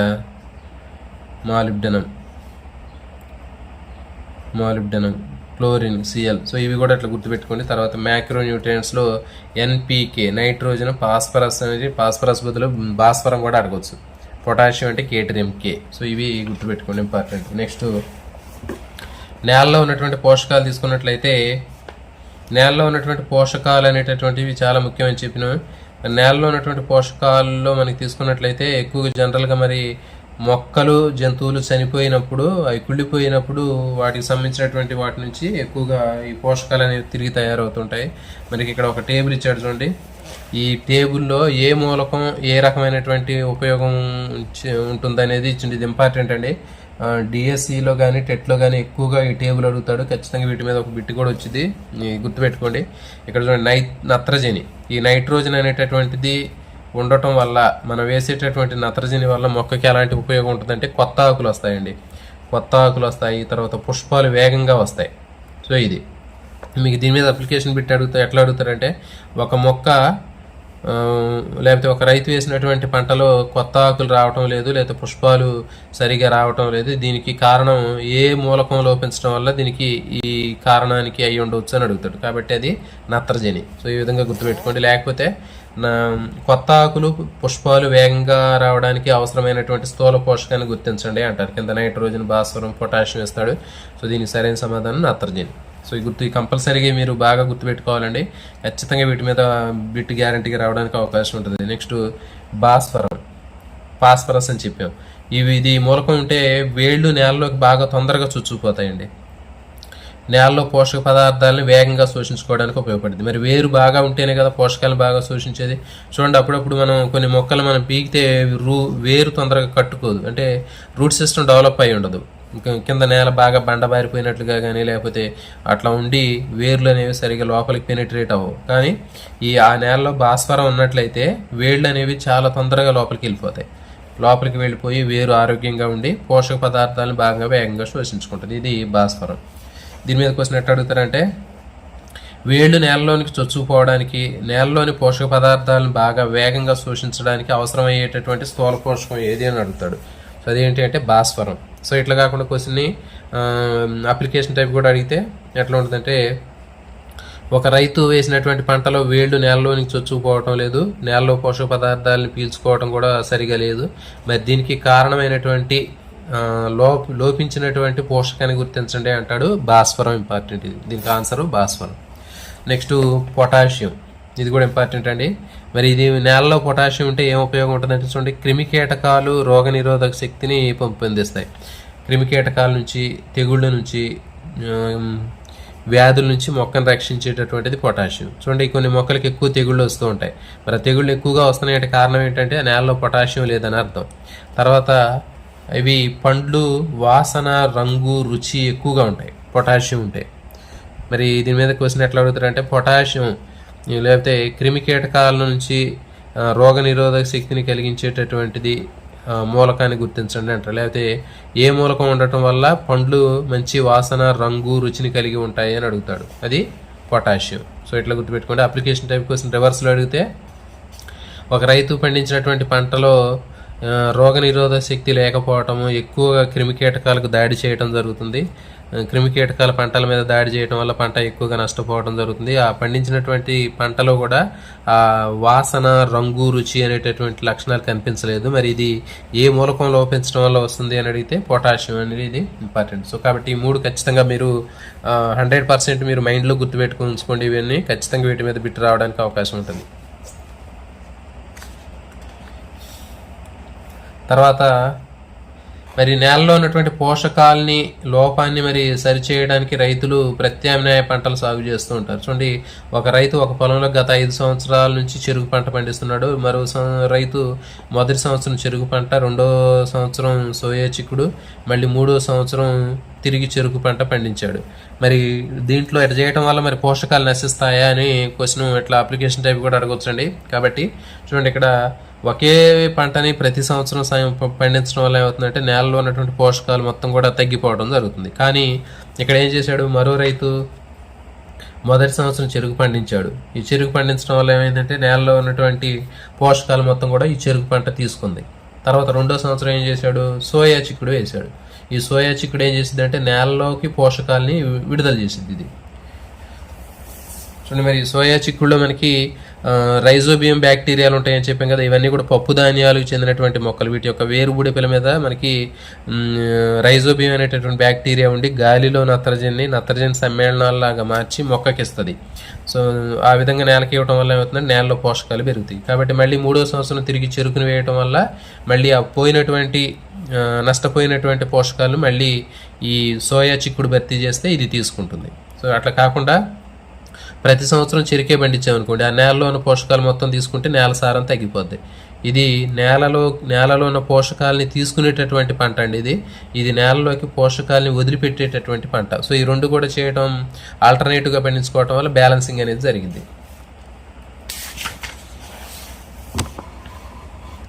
చూడండి, మరి ఒకే రకమైనటువంటి పొలంలో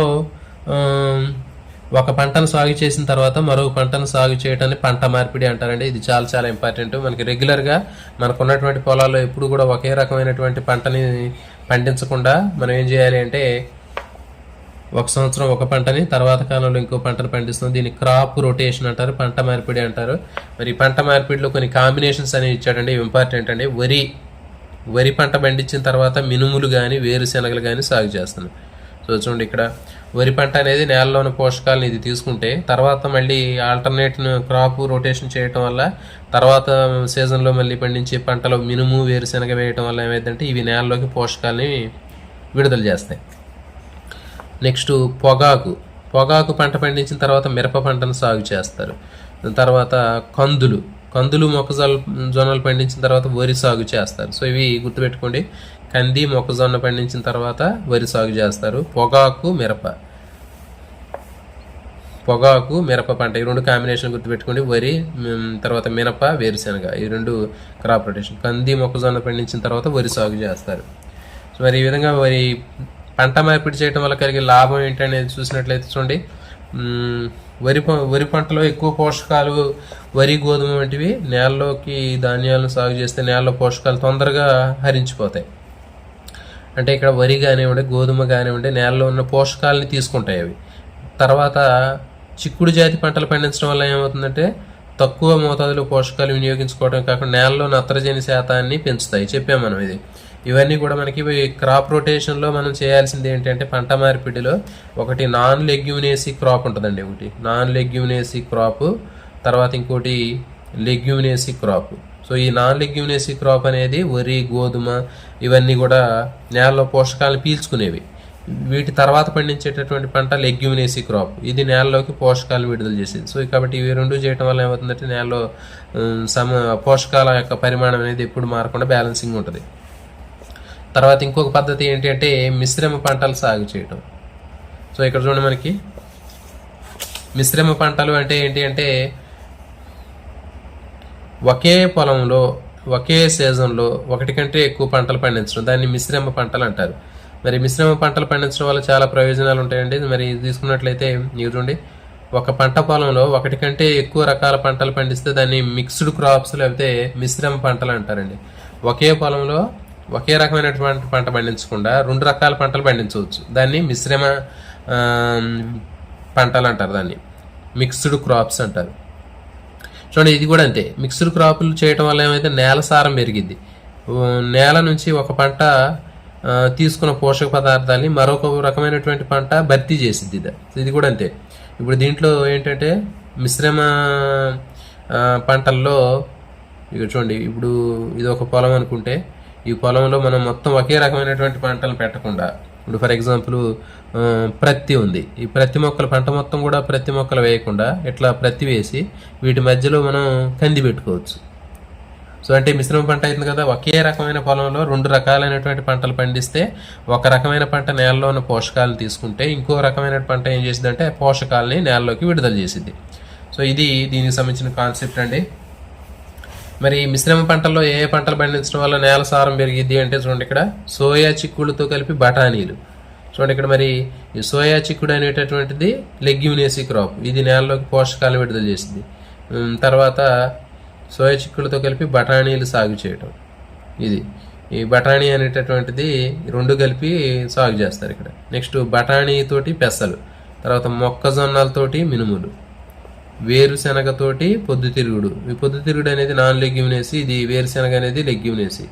తర్వాత వేరుశెనగలతోటి కందులు, ఇవి కూడా 2 కూడా మనకి పప్పు ధాన్యాలు సంబంధించినవే. జొన్నలతోటి బఠానీలు.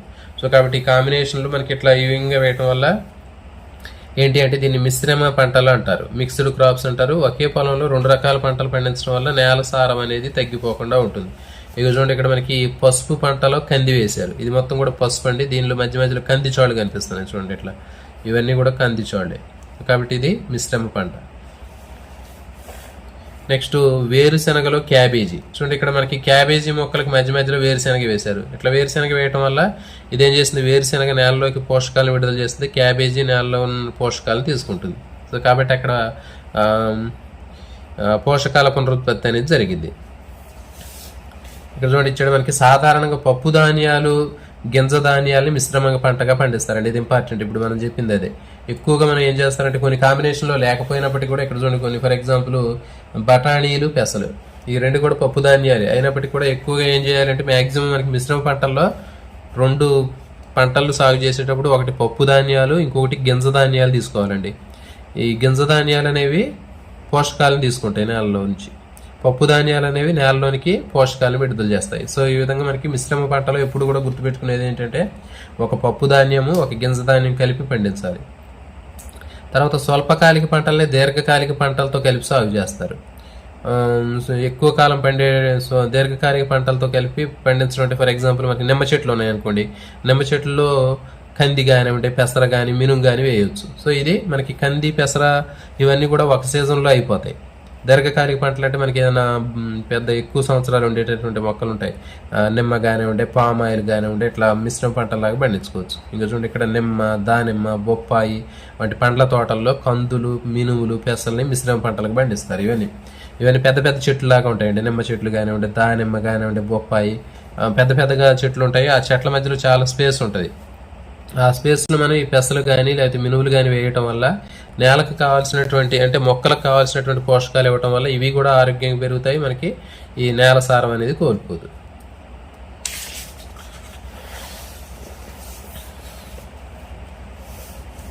తర్వాత చూడండి తమలపాకుని మిశ్రమ పంటగా పండిస్తారు. ఎందుకంటే చెప్పిన మరి చూడండి తమలపాకు అనేది పైన పాకుతూ ఉంటుంది. మరి పైన పాకుతూ పోయేటప్పుడు కింద స్పేస్ ఉంటుంది కాబట్టి మరి ఆ స్పేస్లో మొత్తం కూడా మనం వేరే లెగ్యూమినేసి చెందినటువంటి పంటలను పండించుకోవచ్చు. లెగ్యూమినేసి జాతి చెందినటువంటి పంట పేర్లు కొన్ని చెప్పండి అంటే మనకి పెసర, మినుము, కందులు, పిల్లి పెసర. సో ఇవన్నీ కూడా మనకి లెగ్యూమినేసి జాతి చెందినటువంటి పంటలే. చూడండి లెగ్యూమినేసి జాతి చెందినటువంటి మొక్కల పంటల వేర్లు పైన బొడిపిల్ల లాంటివి ఉంటాయి. ఈ బొడిపిల్లో వివిధ రకాలైనటువంటి బ్యాక్టీరియా నివసిస్తుంది. ఇంపార్టెంట్ అంటే ఇది రైజోబియం బ్యాక్టీరియా. పప్పు ధాన్యాలు చెందినటువంటిది లెగ్యూమినేసి అండి. పెసర, కంది, మినుము, ఉలవలు, పిల్లి పెసర, తర్వాత జీలుగు ఇవన్నీ కూడా లెగ్యూమినేసి కుటుంబానికి చెందినటువంటివి. ఫ్యాబేసి అంటారు కదా పప్పు ధాన్యాలు. సో అవి వీటి వేర్ల మీద మనకి ఇట్లా బొడిపిల్ల లాంటివి కనిపిస్తున్నాయి చూడండి. ఇవి వేరు బొడిపెలు. ఈ వేరు బొడిపెల్లో మనకి రైజోబియం అనేటటువంటి బ్యాక్టీరియా ఉంటుంది. ఈ బ్యాక్టీరియా ఏం చేసిందంటే గాలిలో ఉన్నటువంటి నత్రజనిని శోషించుకొని, ఈ బ్యాక్టీరియాలు గాలిలో ఉన్నటువంటి నత్రజనిని శోషించుకొని మొక్కకు ఉపయోగపడే నత్రజని సమ్మేళనాలు అంటే నైట్రేట్స్ రూపంలో మారుస్తాయి. సో వీటికి సంబంధించింది బయోజియో కెమికల్ సైకిల్స్ ఉంటుంది. నెక్స్ట్ లెసన్లో మనం దాని గురించి చూద్దాం. నత్రజని స్థాపన చేసేటటువంటి బ్యాక్టీరియా పేర్లు మనకి రైజోబియం బ్యాక్టీరియా అని చెప్పినాం కదా. రైజోబియం బ్యాక్టీరియా అనేటటువంటిది, ఇంకా నాస్టాక్, అనబినా ఇవన్నీ కూడా నత్రజని స్థాపన చేస్తాయి. నాస్టాక్, అనబినా. సో ఇవి కూడా మనకి నత్రజని స్థాపన చేసేటటువంటి బ్యాక్టీరియాలు. సోయా చిక్కుడు లేదా వేరుశెనగ మొక్కలను వేళ్లతో సహా పెలికి చూసినట్లయితే వాటికి వేరు మీద వేరు బొడిపిలు ఉంటాయి. ఆ వేరు బొడిపిల్ని మనం కత్తిరించి చూస్తే లోపల మనకి ఇట్లా స్పేస్ కనిపిస్తుంటుంది. దాంట్లో ఈ రైజోబియం అనేటటువంటి బ్యాక్టీరియా ఉంటుంది. ఇవి చిక్కుడు జాతి మొక్కలు వేరు బొడిపిల్లు చూసాం కదా. ఈ చిక్కుడు జాతి మొక్కల వేర్ల మీద మనకి బొడిపిల్ లాంటివి ఉంటాయి. సో ఇవి నత్రజని స్థాపన చేస్తాయి.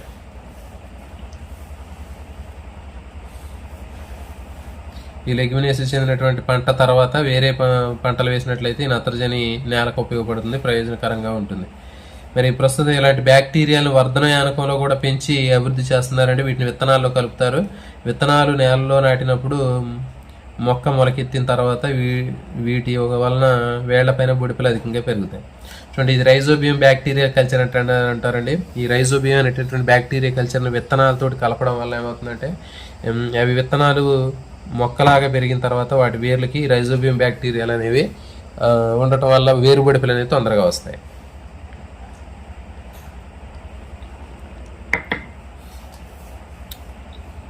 ఇంకా వీటితో పాటు నీలి ఆకుపచ్చ శైవలాలు ఇవి కూడా నేలలో నత్రజనిని విడుదల చేస్తాయి. ఇవి కూడా ఇంపార్టెంట్ అండి. నీలి ఆకుపచ్చ శైవలాలు కూడా వర్ధన యానకంలో పెంచి రైతులు అందుబాటులోకి తెస్తున్నారు. వీటిని వరి పొలాల్లో ఉపయోగిస్తారు. చూడండి, ఈ నీలి ఆకుపచ్చ శైవలాలు అనేటటువంటివి మనకి ఆకుపచ్చ రంగులో కనిపిస్తుంటాయి. ఇవన్నీ కూడా వీటిని కూడా రైతులు ఏం చేస్తారంటే వరి పొలాల్లో వీటిని పెంచుతూ ఉంటారు. వరి పొలాల్లో వరి మధ్యలో దుబ్బుల మధ్యలో ఖాళీ ఉంటుంది, నీళ్లు ఉంటాయి కదా, నీళ్లలో వీటిని నీలి ఆకుపచ్చ శైవలాన్ని వేస్తూ ఉంటారు. ఇవన్నీ ఉంచడం వల్ల ఏమవుతుందంటే డైరెక్ట్గా ఇవి నేలకు కావాల్సిన పోషకాలను అందిస్తాయి. ఇవి కూడా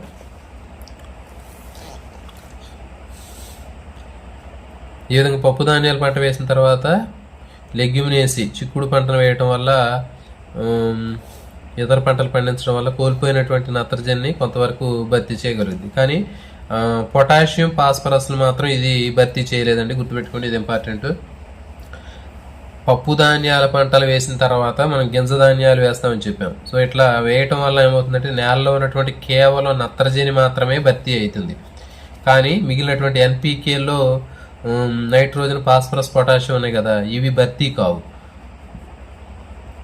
మరి మిశ్రమ పంటలు పండించడం వల్ల కానివ్వండి, లేకపోతే ఇక్కడ మనం చెప్పేటటువంటి ఈ పద్ధతులు పాటించడం వల్ల కేవలం స్థూల పోషకాలు ఒక నత్రజని పరిమాణం మాత్రమే మనం భర్తీ చేయగలుగుతాం. ఫాస్ఫరస్, పొటాషియాన్ని భర్తీ చేయలేం.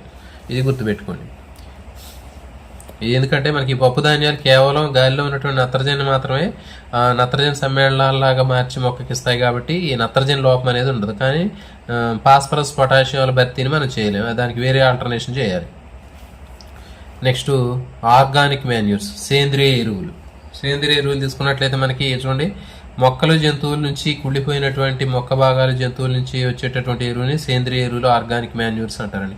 సో జనరల్గా మనం చూస్తూనే ఉంటాం, మేకలు కానీ గొర్రెలు కానీ పంట పొలాల్లో, ఖాళీగా ఉన్న పొలాల్లో మందల్లాగా వాటి నుంచి రాత్రి మొత్తం అట్లా ఉంచుతారు, అంటే పెంట కట్టడం అని చెప్పేసి చెప్తూ ఉంటారు అట్లా. సో ఇట్లా చేయడం వల్ల ఏమవుతుందంటే వాటికి సంబంధించినటువంటి విసర్జకాలు మొత్తం కూడా నేలలో కలిసిపోయి మంచి సేంద్రియ ఎరువు, ఆర్గానిక్ మాన్యూర్గా తయారవుతుంది.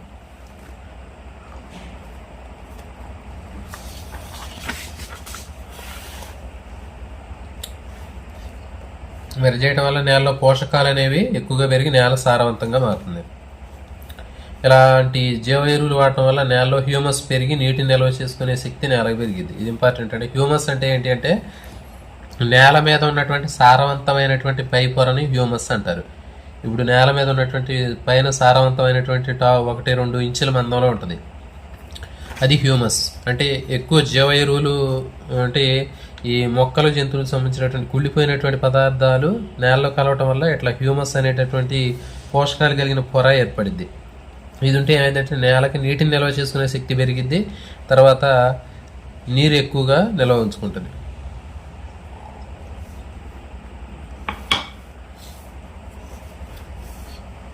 మరి సేంద్రియ ఎరువులు సాధారణంగా 2 రకాలు ఉంటాయండి. అధిక సాంద్రత కూడినటువంటి సేంద్రియ ఎరువులు, స్థూల సేంద్రియ ఎరువులు. అధిక సాంద్రత కలిగినటువంటి సేంద్రియ ఎరువులు, నెక్స్ట్ స్థూల సేంద్రియ ఎరువులు. వేరుశెనగ, నువ్వులు, ఆముదాలు, కొబ్బరి, వేప, జట్రోప వాటి విత్తనాలు పొడి అధిక సాంద్రత కలిగినటువంటి సేంద్రియ ఎరువులకు ఉదాహరణ. వీటిని పశుగ్రాసంగా మరియు కోళ్ల దాణాగా కూడా ఉపయోగిస్తారు. ఇది ఇంపార్టెంట్ అండి, గుర్తుపెట్టుకోండి. అధిక సాంద్రత కలిగినటువంటి సేంద్రియ ఎరువులకు ఉదాహరణ ఏంటంటే వేరుశెనగలు, నువ్వులు, ఆముదాలు, కొబ్బరి, వేప, జెట్రోపా వంటి విత్తనాల పొడి. గుర్తుపెట్టుకోండి, ఇది పొడి కానివ్వండి, లేకపోతే చెక్క అని చెప్తుంటారు కదా, వేరుశెనగ చెక్క అని పశువులు పెడుతూ ఉంటారు. సో ఇట్లాంటివి వేరుశెనగ, నువ్వులు, ఆముదాలు, కొబ్బరి, వేప, జెట్రోపా వీటి విత్తనాల పొడి అధిక సాంద్రత కలిగినటువంటి ఎరువుల్లాగా వాడుతూ ఉంటారు పంట పొలాల్లో కూడా. వీటిని పశుగ్రాసంగా ఉపయోగిస్తారు, కోళ్ళకి దాణాగా కూడా ఉపయోగిస్తారు. ఇంపార్టెంట్ అండి ఇది. పశుగ్రాసం పశువులకి మేతగా దాణాగా ఇస్తుంటారు కదా, నువ్వులు గింజలు కానివ్వండి, వాటికి సంబంధించినటువంటి చెక్క లాంటిది తయారు చేస్తారు. తర్వాత ఆముదాలు, కొబ్బరి, వేప, ఇది ఇంపార్టెంట్. నెక్స్ట్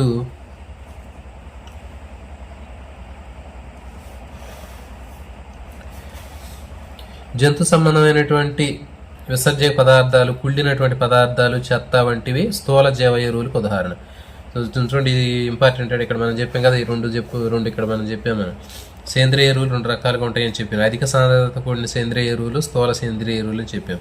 ఇవి అధిక సాంద్రత కలిగినటువంటి సేంద్రియ ఎరువులు. విత్తనాలు సంబంధించినవి గుర్తుపెట్టుకోండి. అధిక సాంద్రత కలిగిన ఎరువులు అంటే ఇవన్నీ కూడా వేరుశెనగ గింజలు, నువ్వుల గింజలు, ఆముదాలు, కొబ్బరి, వేప వంటి విత్తనాల పొడి. గుర్తుపెట్టుకోండి, విత్తనాల పొడి అంటే అధిక సాంద్రత ఉంటుంది దీంట్లో. నెక్స్ట్ స్థూల సేంద్రియ ఎరువులు అంటే మొక్కలు, జంతువులకు సంబంధించినటువంటి కుళ్ళిన పదార్థాలు, చెత్త ఇవన్నీ కూడా స్థూల జీవ ఎరువులకు ఉదాహరణ. ఇవి స్థూల జీవ ఎరువులు, మ్యాక్రో ఆర్గానిక్ మాన్యూర్స్ అంటారు ఇవి. దీంట్లో స్థూల సేంద్రియ ఎరువులు కంటే అధిక సాంద్రత కలిగినటువంటి ఎరువుల్లోనే పోషకాలు అధికంగా ఉంటాయి. చెప్పాను మనం. ఈ స్థూల సేంద్రియ ఎరువులు ఏవైతే ఉన్నాయో అంటే మొక్కలు, జంతువులకు సంబంధించినటువంటి వ్యర్థ పదార్థాలతో తయారైనటువంటి ఎరువులు ఏవైతే ఉన్నాయో వాటికంటే ఇక్కడ మనం చెప్పినటువంటి ఆముదాలు, నువ్వులు, గింజలకు సంబంధించినటువంటి విత్తనాల పొడి ఉంది కదా, అధిక సాంద్రత కలిగినటువంటి సేంద్రియ ఎరువులు. దీంట్లో పోషకాలు అనేవి ఎక్కువగా ఉంటాయి దీంట్లో కంటే. దీంట్లో తక్కువ పోషకాలు ఉంటాయి, దీంట్లో ఎక్కువ పోషకాలు ఉంటాయి.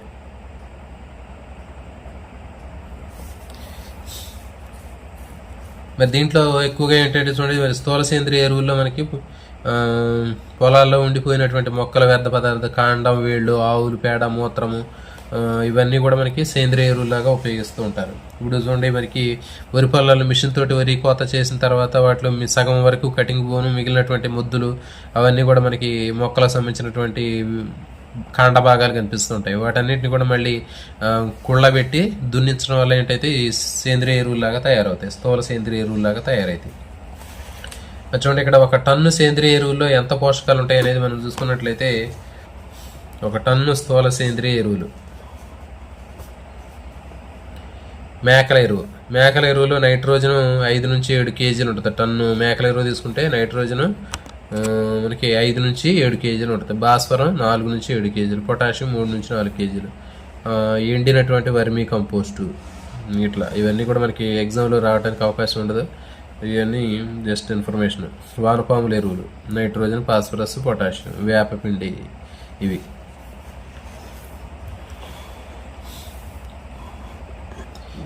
ఎండినటువంటి సేంద్రియ ఎరువులు అనేవి ఆవు పేడ, మూత్రము, పశుగ్రాసం మొదలైనవి కలిపి తయారవుతుంది. జనరల్గా మనకి ఈ ఎండినటువంటి సేంద్రియ ఎరువులు అనేటటువంటివి ఎక్కువగా స్థూల సేంద్రియ ఎరువులు అనేవి మనకి చెప్పాము మనం. ఇవి మనకి గ్రామాల్లో పెంట కుప్పలు తయారు చేస్తారు కదా, పశువుల పేడతో తయారైనటువంటి మొత్తం ఇంట్లో ఉన్నటువంటి పేడ, చెత్త, గడ్డి అన్నీ ఒక పేడ కుప్పలాగా వేస్తారు. ఆ పేడ కుప్పలాగా ఉన్నటువంటి మొత్తాన్ని కూడా ఒక గొయ్యి ఉంటుంది. ఫస్ట్ ఆ గొయ్యిలాగా తవ్వుకొని దాంట్లో ఇవన్నీ వేస్తారండి. పశువులకు సంబంధించినటువంటి పేడ కానివ్వండి, వాటికి సంబంధించినటువంటి తిని పడేసినటువంటి గడ్డి, చెత్త, చెదారం ఇవన్నీ దాంట్లో వేస్తే కుళ్ళిపోతాయి. ఇది పూర్తిగా నిండిపోయిన తర్వాత మళ్ళీ పైన కూడా ఒక కుప్పలాగా వేస్తారు. ఇవి వేసిన తర్వాత ఎండాకాలంలో, వర్షాకాలం స్టార్ట్ అయ్యే ముందు 1 నెల ముందు ఈ పేడ కుప్పల మొత్తాన్ని కూడా రైతులు ట్రాక్టర్ తోటి తీసుకెళ్ళి ఈ కుప్పలుగా వరి పొలాల్లో అక్కడ కొంచెం పోస్తారు. పోసి దీని మొత్తాన్ని సమానం చేస్తారు. అట్లా తర్వాత ఏమైందంటే ఆ పోషకాలు మొత్తం కూడా పంట మొత్తం స్ప్రెడ్ అవ్వడం జరుగుతుంది. దీన్ని స్థూల పోషకాలకి ఎగ్జాంపుల్ లాగా చెప్పొచ్చు మనం. నెక్స్ట్ పచ్చి రొట్ట ఎరువులు అండి. ఇది కూడా ఇంపార్టెంట్. పచ్చి రొట్ట ఎరువులు తీసుకున్నట్లయితే మనకి చూడండి, కొన్ని రకాలైనటువంటి పంటలు పండించిన తర్వాత వాటిని నేలలో కలిపి దున్నుతూ ఉంటారు. సో వీటిని పచ్చి రొట్ట ఎరువులు అంటారు, గ్రీన్ మాన్యూర్స్ అంటారు. ఇప్పుడు జనువు కానివ్వండి, ఉలవలు కానివ్వండి, అవిసెలు కానీ, అలిసెందలు కానీ, పెసలు కానీ, ఇవన్నీ కూడా ఏం చేస్తారంటే పంట పొలంలో అట్లాగే దున్నుతారు వాటిని. మనకి ఇప్పుడు ఎక్కువగా జీలుగు తెలుసు మనందరికీ. ఈ జీలుగు అనేటటువంటి పంట మనకి చాలా ఎత్తు పెరుగుతుంటాయి. ఇవి కూడా మన పప్పు ధాన్యాలు చెందినటువంటి లెగ్యుమినేసి కుటుంబానికి చెందినటువంటి మొక్కలే. ఇప్పుడు ఫర్ ఎగ్జాంపుల్ మనకి వర్షాకాలంలో నార్లు పోస్తారు. జూన్ తొలకరివ్వగానే మనకి నార్లు పోస్తారు కదండి, ఇట్లా ఒక మూలన నారు పోస్తారు. ఈ నారు మనకి రావడానికి దాదాపు ఒక 2 నెలలు టైం పట్టిద్ది అనుకుందాం. ఈ నారు పోసిన టైంలోనే మొత్తం మిగిలినటువంటి పొలాలు ఖాళీగానే ఉంటాయి కదా నాట్లు వేసేవారికి కూడా. అప్పుడు ఏం చేస్తారంటే పంట పొలం మొత్తం కూడా పెసర కానివ్వండి, జీలుగు కానివ్వండి వేస్తారు. ఇవి వేసి ఈ నారు 2 నెలల లోపల పెరిగేసరికి ఇవి కూడా పెరుగుతాయి బాగా పెద్దగా. పెరిగిన తర్వాత ఈ లోపల పెసరకాయలు కూడా కోసుకోవచ్చు. తర్వాత ఏం చేస్తారంటే ఇక నాట్లకి రెడీ అయ్యేసరికి ఏం చేస్తారంటే 2 నెలల్లో నారు వేయడానికి తయారయ్యే టైం కల్లా దీన్ని ఏం చేస్తారు, ఇక్కడ వేసినటువంటి జీలుగు పెసర ఇవన్నీ కూడా ట్రాక్టర్ తోటి కల్టివేటర్ తోటి దున్నేసి మొత్తం దమ్ము చేసి నీళ్లు పెట్టేసి వారం రోజులు మురగబెడతారు. సో ఆ విధంగా చేయడం వల్ల ఏమైందంటే ఈ మొత్తం పొలం మొత్తం కూడా అది మొత్తం కుళ్ళిపోయింది దాంట్లో. అప్పుడు ఈ నారు బీకి నాట్లు వేస్తారు. సో దీన్ని ఏమంటారంటే పచ్చి రొట్ట ఎరువులు అంటారు ఈ ప్రాసెస్ని. జనరల్గా రైతులందరూ కూడా పల్లెటూళ్ళలో అందరికి కూడా అనుభవం ఉంటుంది దీనికి. ఈ పండించేటటువంటి పచ్చి రొట్ట పంటలకి ఏంటి అంటే ఎగ్జాంపుల్ జనుము, ఉలవలు, అవిసెలు, అలసందలు, పెసర్లు ఇవన్నీ కూడా పప్పు ధాన్యాలకు సంబంధించినటువంటి పంటల్ని పచ్చి రొట్ట ఎరువులుగా ఉపయోగిస్తారు.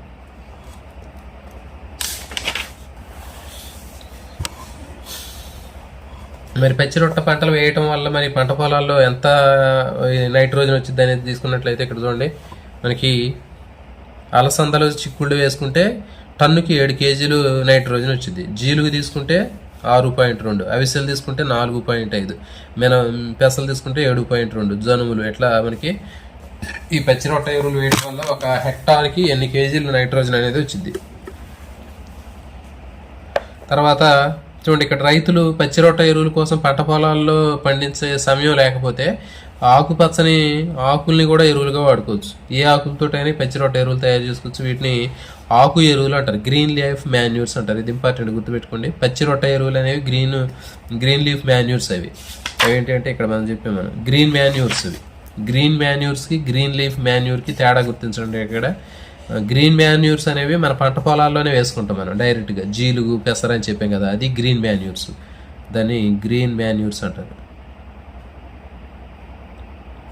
పచ్చి రొట్ట ఎరువులు ఇది పచ్చి రొట్ట ఎరువులు అండి. ఇవి పచ్చి ఎరువులు, దానికి ఆకు ఎరువులు. ఇవి పచ్చి రొట్ట ఎరువులు. ఇవి ఆకు ఎరువులు అంటే మనమే డైరెక్ట్గా మనం పండించడానికి ఈ పచ్చి రొట్ట ఎరువులు వేసుకోవడానికి అవకాశం లేకపోతే బయట నుంచి ఏదైనా ఆకులు తీసుకొచ్చి పంట పొలాల్లో మనం కుళ్ళబెట్టి తయారు చేస్తాం. దీన్ని ఏమంటారంటే ఆకు ఎరువులు అంటారు. కన్ఫ్యూజ్ లేకుండా గుర్తుపెట్టుకోండి. ఆకు ఎరువులు అనేవి బయట నుంచి ఆకులు తీసుకొచ్చి దాంట్లో వేస్తాం. పచ్చి రొట్ట ఎరువులు అంటే డైరెక్ట్గా మనం అక్కడ మొక్కలు పెంచి వాటిని దాంట్లో కలిపేసి తొక్కేస్తారు. నెక్స్ట్ భూసార పరీక్ష.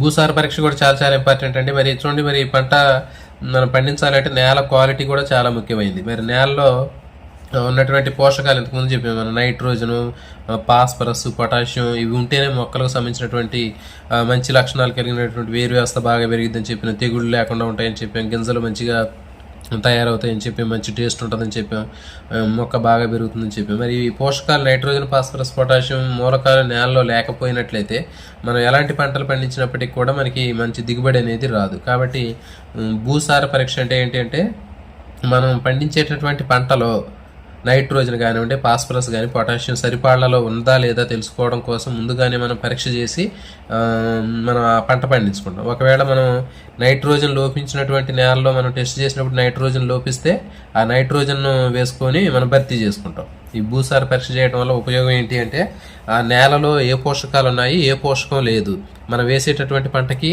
ఏ పోషకం అవసరం అవుతుంది, అది ఉందా లేదా. ఒకవేళ లేకపోతే దాన్ని మనం బయట నుంచి ఆ ఎరువుని వేసుకోవడానికి ఉపయోగపడుద్ది. ఇప్పుడు ఫర్ ఎగ్జాంపుల్ భూసార పరీక్ష చేయించలేదనుకోండి, ఆ పంటకి నైట్రోజన్ బాగా అవసరం కానీ నైట్రోజన్ నేలలో లేదు. లేనప్పుడు నువ్వు ఫాస్ఫరస్ ఎరువులు తెచ్చి వేస్తే ఉపయోగం ఉండదు. సో కాబట్టి మనం వేసేటటువంటి ఎరువులు అనేవి ఎలాంటి ఎరువులు వేసుకోవాలి, ఎప్పుడు వేసుకోవాలంటే భూసార పరీక్ష చేయటం ద్వారా తెలిసిద్ది. భూసార పరీక్ష చేస్తే వాళ్ళు ఏం చేస్తారంటే నేలలో ఉన్నటువంటి పంట పొలాల్లో మనకి కొన్ని శాంపిల్స్ తీసుకురమ్మంటారు వాళ్ళు. మనకి ఫర్ ఎగ్జాంపుల్ మనకు ఎకరం పొలం ఉందండి, దీంట్లో ఒక 4 మడులు ఉన్నాయనుకోండి. ఈ 4 మడుల్లో అక్కడ కొంచెం మనకి మట్టి శాంపిల్ తీసుకురమ్మంటారు. ఆ మట్టి శాంపిల్ వాళ్ళు టెస్ట్ చేసినప్పుడు దాంట్లో నైట్రోజన్ ఉందా చూస్తారు, ఫాస్ఫరస్ ఉందా లేదా చూస్తారు, పొటాషియం ఉందా చూస్తారు.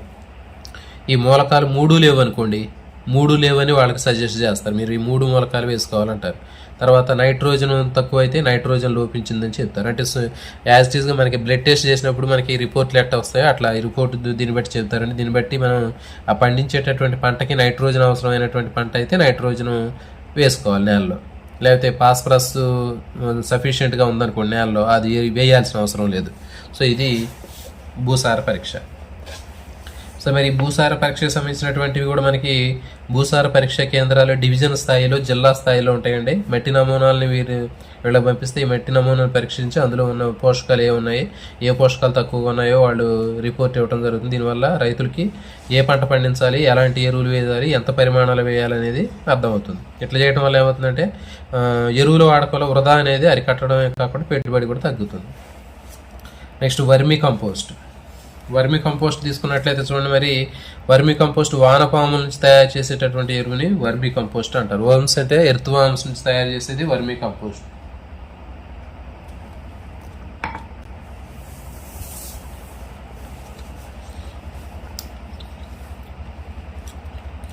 మరి వర్మి కంపోస్ట్ అనేటటువంటిది కూడా చాలా నేలలో మంచి పోషకాలను అందించేటటువంటి సేంద్రియ ఎరువు అండి ఇది. మరి ఇక్కడ ఒక వింజమూరు అనేటటువంటి మండలంలో బొమ్మరాజు చెరువు అనేటటువంటి గ్రామంలో రైతు రసాయన ఎరువులు బాగా వాడి అనేక నష్టాలకు గురైందట. నేల అనేది సారాన్ని కోల్పోయింది, పంట మొత్తం తెగుళ్ళు వచ్చాయి, దిగుబడి తగ్గిపోయింది, ఇట్లా చాలా ఇబ్బందులు పాలయ్యాడు. మరి అతను ఏం చేశాడు, తర్వాత ఈ దీనికి సంబంధించినటువంటి వర్మీ కంపోస్ట్ వానపాములు పెంపకానికి సంబంధించినటువంటి దాని గురించి తెలుసుకొని అవగాహన చేసుకొని అతను దాన్ని అక్కడ ప్రాక్టీస్ చేయడం జరిగింది. దీనికోసం ఏంటి అంటే చూడండి, ఇక్కడ మనకి వర్మీ కంపోస్ట్ తయారు చేయడానికి దీంట్లో 10 మీటర్ల పొడవు, 1 మీటర్ వెడల్పు, 1/2 మీటర్ ఎత్తున్నటువంటి ఒక బెడ్ని తయారు చేస్తారు. ఒక తొట్టు లాంటివి తయారు చేస్తారండి, వర్మీ కంపోస్ట్ బెడ్లు అంటారు. ఎండ తగలకుండా ఉండాలి, వర్షానికి తడవకుండా ఉండాలి. దీనికి సంబంధించిన ఒక షెడ్లలో వేస్తారు. దీనిపైన ఎండ తగలకూడదు, వర్షం రాకూడదు.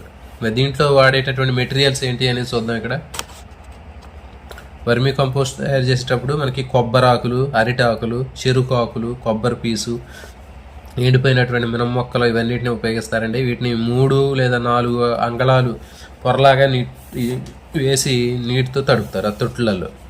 తర్వాత ఇళ్లలో లభ్యమయ్యేటటువంటి, గ్రామాల్లో లభ్యమయ్యేటటువంటి ఎండిపోయినటువంటి పేడ కానివ్వండి, వీటిని సేకరించి బెడ్లలో నింపుతారు. పచ్చి పేడ వేయకూడదండి, ఎండినదే వేయాలి. బెడ్ లోపల పచ్చి పేడను కానీ గాజు పెంకులు, పాలిథిన్, రబ్బరు ఇవన్నీ లేకుండా చేయాలి.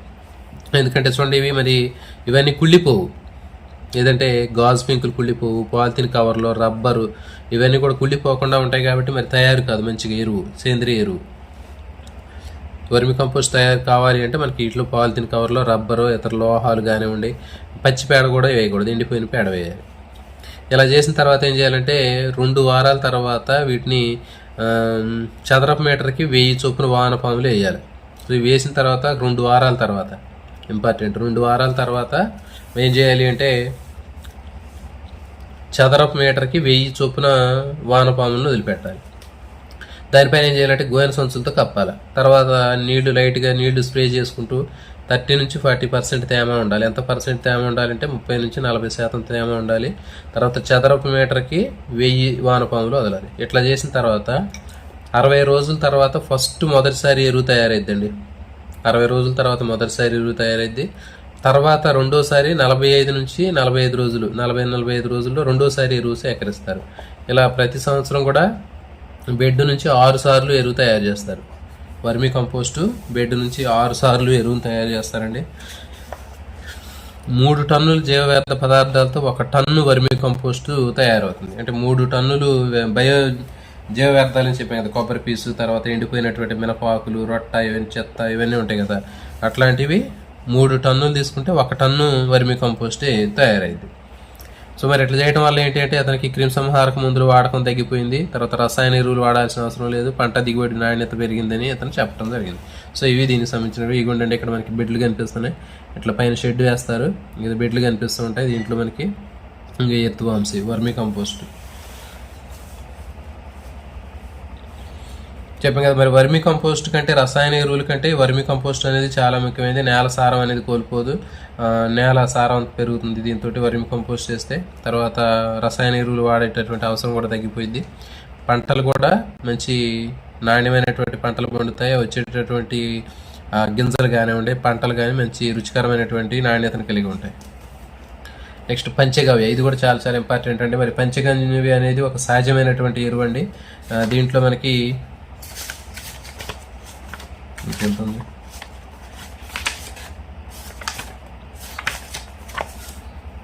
చూడండి. పంచగవ్యలో ముఖ్యమైనటువంటిది ఏంటంటే ఆవు పాలు, పెరుగు, నెయ్యి, పేడ, మూత్రం, ఇవి ఇంపార్టెంట్. సహజ ఎరువులో ఉండేటటువంటి వాటిలో లేనటువంటిది ఏది అని అడిగినప్పుడు ఇవి గుర్తుపెట్టుకుంటే ఆవు పాలు, పెరుగు, నెయ్యి, పేడ, మూత్రము ఇవి ఉంటాయి. ఇవి కాకుండా వేరే ఏదైనా ఉంటే మనకి చూసుకుని తర్వాత ఆవు పేడని ఆవు నెయ్యిలో కలిపి 4 రోజుల పాటు అట్లా ఉంచాలండి. ఆవు పేడని ఆవు నెయ్యిలో కలిపి 4 రోజులు ఉంచాలి. తర్వాత 5వ రోజు దీనికి మూత్రము, పాలు, పెరుగు కలపాలి. తర్వాత కళ్ళు, కొబ్బరి నీరు, చెరుకు రసం ఇవన్నీ కూడా కలపాలి. దీనికి అరటి పండ్ల గుజ్జును కలిపి 10 రోజులు అట్లాగే ఉంచి ఏం చేయాలి, ప్రతిరోజు ఉదయం సాయంత్రం దీన్ని కలియబెడుతూ ఉండాలి, తిప్పుతూ ఉండాలి కర్రతోటి. ఇలా చేసిన తర్వాత పొలంలో స్ప్రేయర్ ద్వారా చల్లడానికి వీలయ్యేటటువంటి పంచగవ్య తయారవుతుంది. దీన్ని పంట పొలాల్లో దీన్ని స్ప్రే చేయొచ్చు. 3% పంచగవ్య పెరగడానికి, పంట బాగా పెరగడానికి, అధిక దిగుబడి సాధించడానికి ఉపయోగపడుద్ది. తర్వాత దీన్ని కోళ్ళు, చేపలకి కూడా ఆహారంగా ఉపయోగిస్తారు.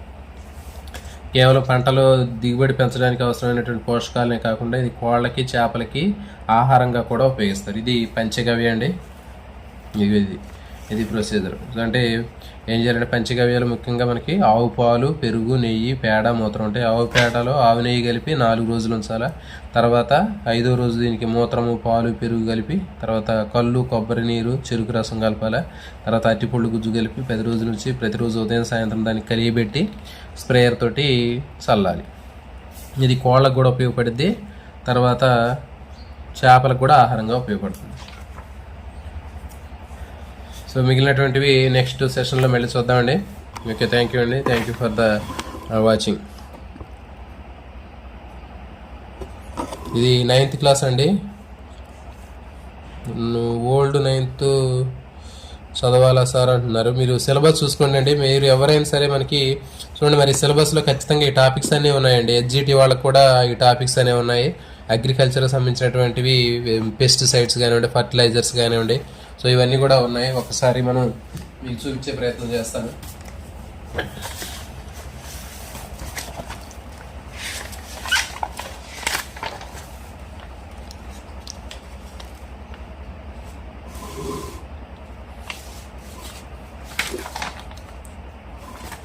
ఇంకో హెచ్జిటికి సంబంధించినటువంటి సిలబస్ని మనం చూసినట్లయితే దీంట్లో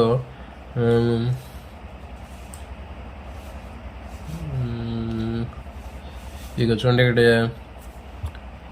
వ్యవసాయ పద్ధతులు, వ్యవసాయంలో ఉపయోగించే సాధనాలు, వ్యవసాయ పద్ధతులు, ఇక జంతువుల నుంచి ఆహారం, ఇవన్నీ అండి. మరి దాంట్లోనే వస్తాయి ఇవన్నీ కూడా మనకి. వ్యవసాయ పద్ధతులు, వ్యవసాయంలో ఉపయోగించే సాధనాలు,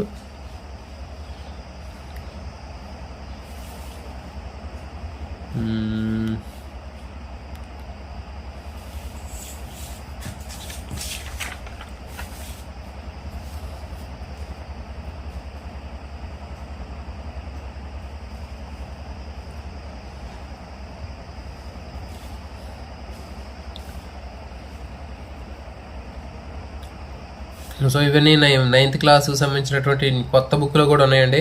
కొత్త బుక్లో 9th క్లాస్కి సంబంధించినటువంటి కొత్త బుక్ ఇక్కడ ఉంది. ఇదిగోండి 9th క్లాస్కి సంబంధించి ఏపీకి సంబంధించినటువంటి బుక్ తీసుకున్నట్లయితే ఏపీ బయాలజీలో మనకి 9th క్లాస్ బయాలజీలో మనకి ఇక్కడ ఇచ్చాడు చూడండి, ఆహార వనరుల అభివృద్ధి. సో దీంట్లో కూడా మనకి ఈ చాప్టర్లో కూడా ఇప్పుడు మనం చెప్పినవన్నీ కూడా ఉన్నాయండి. ఏపీకి కూడా ఉపయోగపడుతుంది ఇప్పుడు చెప్పేటటువంటి టాపిక్. ఇక చూడండి, ఇప్పుడు నీటిపారుదల, పంట నమూనాలు, తర్వాత రసాయన ఎరువులు, సేంద్రియ ఎరువులు, పోషకాలు, ఇవన్నీ కూడా మనకి ఏపీలో ఉన్నటువంటి బుక్కుల్లో కూడా ఉన్నాయండి ఇవన్నీ. కాబట్టి మరి ఏపీలో ఎన్ని సెమిస్టర్లు ఉన్నాయి, లేకపోతే ఒక్కొక్క సెమిస్టర్లో ఏమి ఉన్నాయి అనేది కొంచెం క్లారిటీ లేదండి. మ్యాక్సిమం మీకు సిలబస్ని చూసుకోండి, టెక్స్ట్ బుక్లు ఫాలో అవ్వండి. ఫస్ట్ ఏంటంటే ఏపీలో వాళ్ళు మీరు చదివేటప్పుడు మీరు ఏం చేస్తారంటే నైన్త్ వరకు టెక్స్ట్ బుక్లు చదువుకోండి. 10th కూడా వీలుంటే 10th కూడా చదువుకోండి మీ టైంని బట్టి. 9th వరకు అయితే పర్ఫెక్ట్ చదువుకోండి. అంటే 10th సిలబస్ ఎక్కువగా ఉంటుంది కాబట్టి మీరు 9th వరకు చదువుకొని తర్వాత సిలబస్లో ఇంకా అదనంగా ఉన్నటువంటి అంశాలను తీసుకొని పాత బుక్కుల్లో చూసుకొని చదువుకోండి అండి. సో కాబట్టి మీకు సిలబస్ అనేది మీకు మెయిన్ క్రైటీరియా. సో దాంతోపాటు మనకి టెక్స్ట్ బుక్లు ముందుకు మొత్తం చదివేసుకున్న తర్వాత ఈ చూసుకోండి. ఎందుకంటే ముందుగానే మీరు చదివేటప్పుడే దీని దగ్గర పెట్టుకున్నారనుకోండి, సిలబస్ కాపీ దగ్గర పెట్టుకొని ఫస్టే మనం చదువుకోవాలి అనుకుంటే ఈ కంటెంట్కి సంబంధించినవన్నీ కూడా కొన్ని దొరికే అవకాశం ఉండవు. అంటే ఎక్కడ ఏముంటాయి అనేది మనకి క్లాసుల వైజ్గా ఇవ్వడు ఇక్కడ. కాబట్టి మనకి క్లాసుల వైజ్గా ఇవ్వనప్పుడు ఏమవుతుందంటే మనకి అన్నీ ఎత్తుక్కోవడానికి ఇబ్బంది అవుతుంది. ఇంకా చూడండి, ఇక్కడ సైన్స్ కంటెంట్ ఇచ్చాడు. సైన్స్ కంటెంట్లో 3 నుంచి 8 తరగతి వరకు క్లాసులు 10th కఠినత స్థాయి అని ఇచ్చాడు. ఇక్కడ జీవ ప్రపంచం అనేటటువంటిది ఇచ్చాడు. తర్వాత రెండోది ఏంటంటే జీవ ప్రక్రియలు అని ఇచ్చాడు. తర్వాత ఇంకా కొలతలు ఇవన్నీ ఇచ్చాడు. ఓకేనా. మరి దీనికి సంబంధించినటువంటి అంశాల్లో మనం ప్రతిదీ కూడా లైన్ టు లైన్ ఈ పాయింట్లు ఇచ్చినటువంటి చిన్న సబ్ టాపిక్స్ ఎత్తుక్కొని చదువుకోవడం అంటే కొంచెం ఇబ్బందిగా ఉంటుంది. అందుకని ముందు మీరు టెక్స్ట్ బుక్స్ 9th వరకు పర్ఫెక్ట్గా చదువుకోండి అండి. ఇక్కడ ఎంతవరకు ఇచ్చాడు, 8th వరకు ఇచ్చాడు. కాఠిన్యత స్థాయి 10th వరకు అన్నాడు కాబట్టి మ్యాక్సిమం 8th వరకు చదువుకోండి. తర్వాత 9th కూడా చదువుకోండి అండి. ఇక 10th అనేది మరి ఇక మీ ఇష్టం, మీకు ఉన్నటువంటి వెసులుబాటుని బట్టి మీరు చదువుకోండి. ముందు టెక్స్ట్ బుక్లు చదువుకొని తర్వాత దీంట్లో అదనంగా ఉన్నటువంటి అంశాలు ఏమైనా మీరు కవర్ కాకపోతే వాటిని చూసుకోండి. ఫర్ ఎగ్జాంపుల్ ఏమైనా ఉన్నాయనుకోండి, జంక్ ఫుడ్స్, ఇట్లాంటి ఏమైనా భద్రతా చర్యలు, పాఠశాల రోడ్డు భద్రత, ఇట్లా ఇంకేమైనా మీకు ఆ ఉన్నటువంటి బుక్లో మన స్కూల్ బుక్స్లో లేనటువంటి అంశాలు మీకు చూస్తే అర్థమైపోద్ది. సో వాటిని మళ్ళీ మీరు చదువుకునే ప్రయత్నం చేయండి. తర్వాత సెషన్లో మళ్ళీ కలుసుకోవడం. అందరికి కూడా ఆల్ ది బెస్ట్.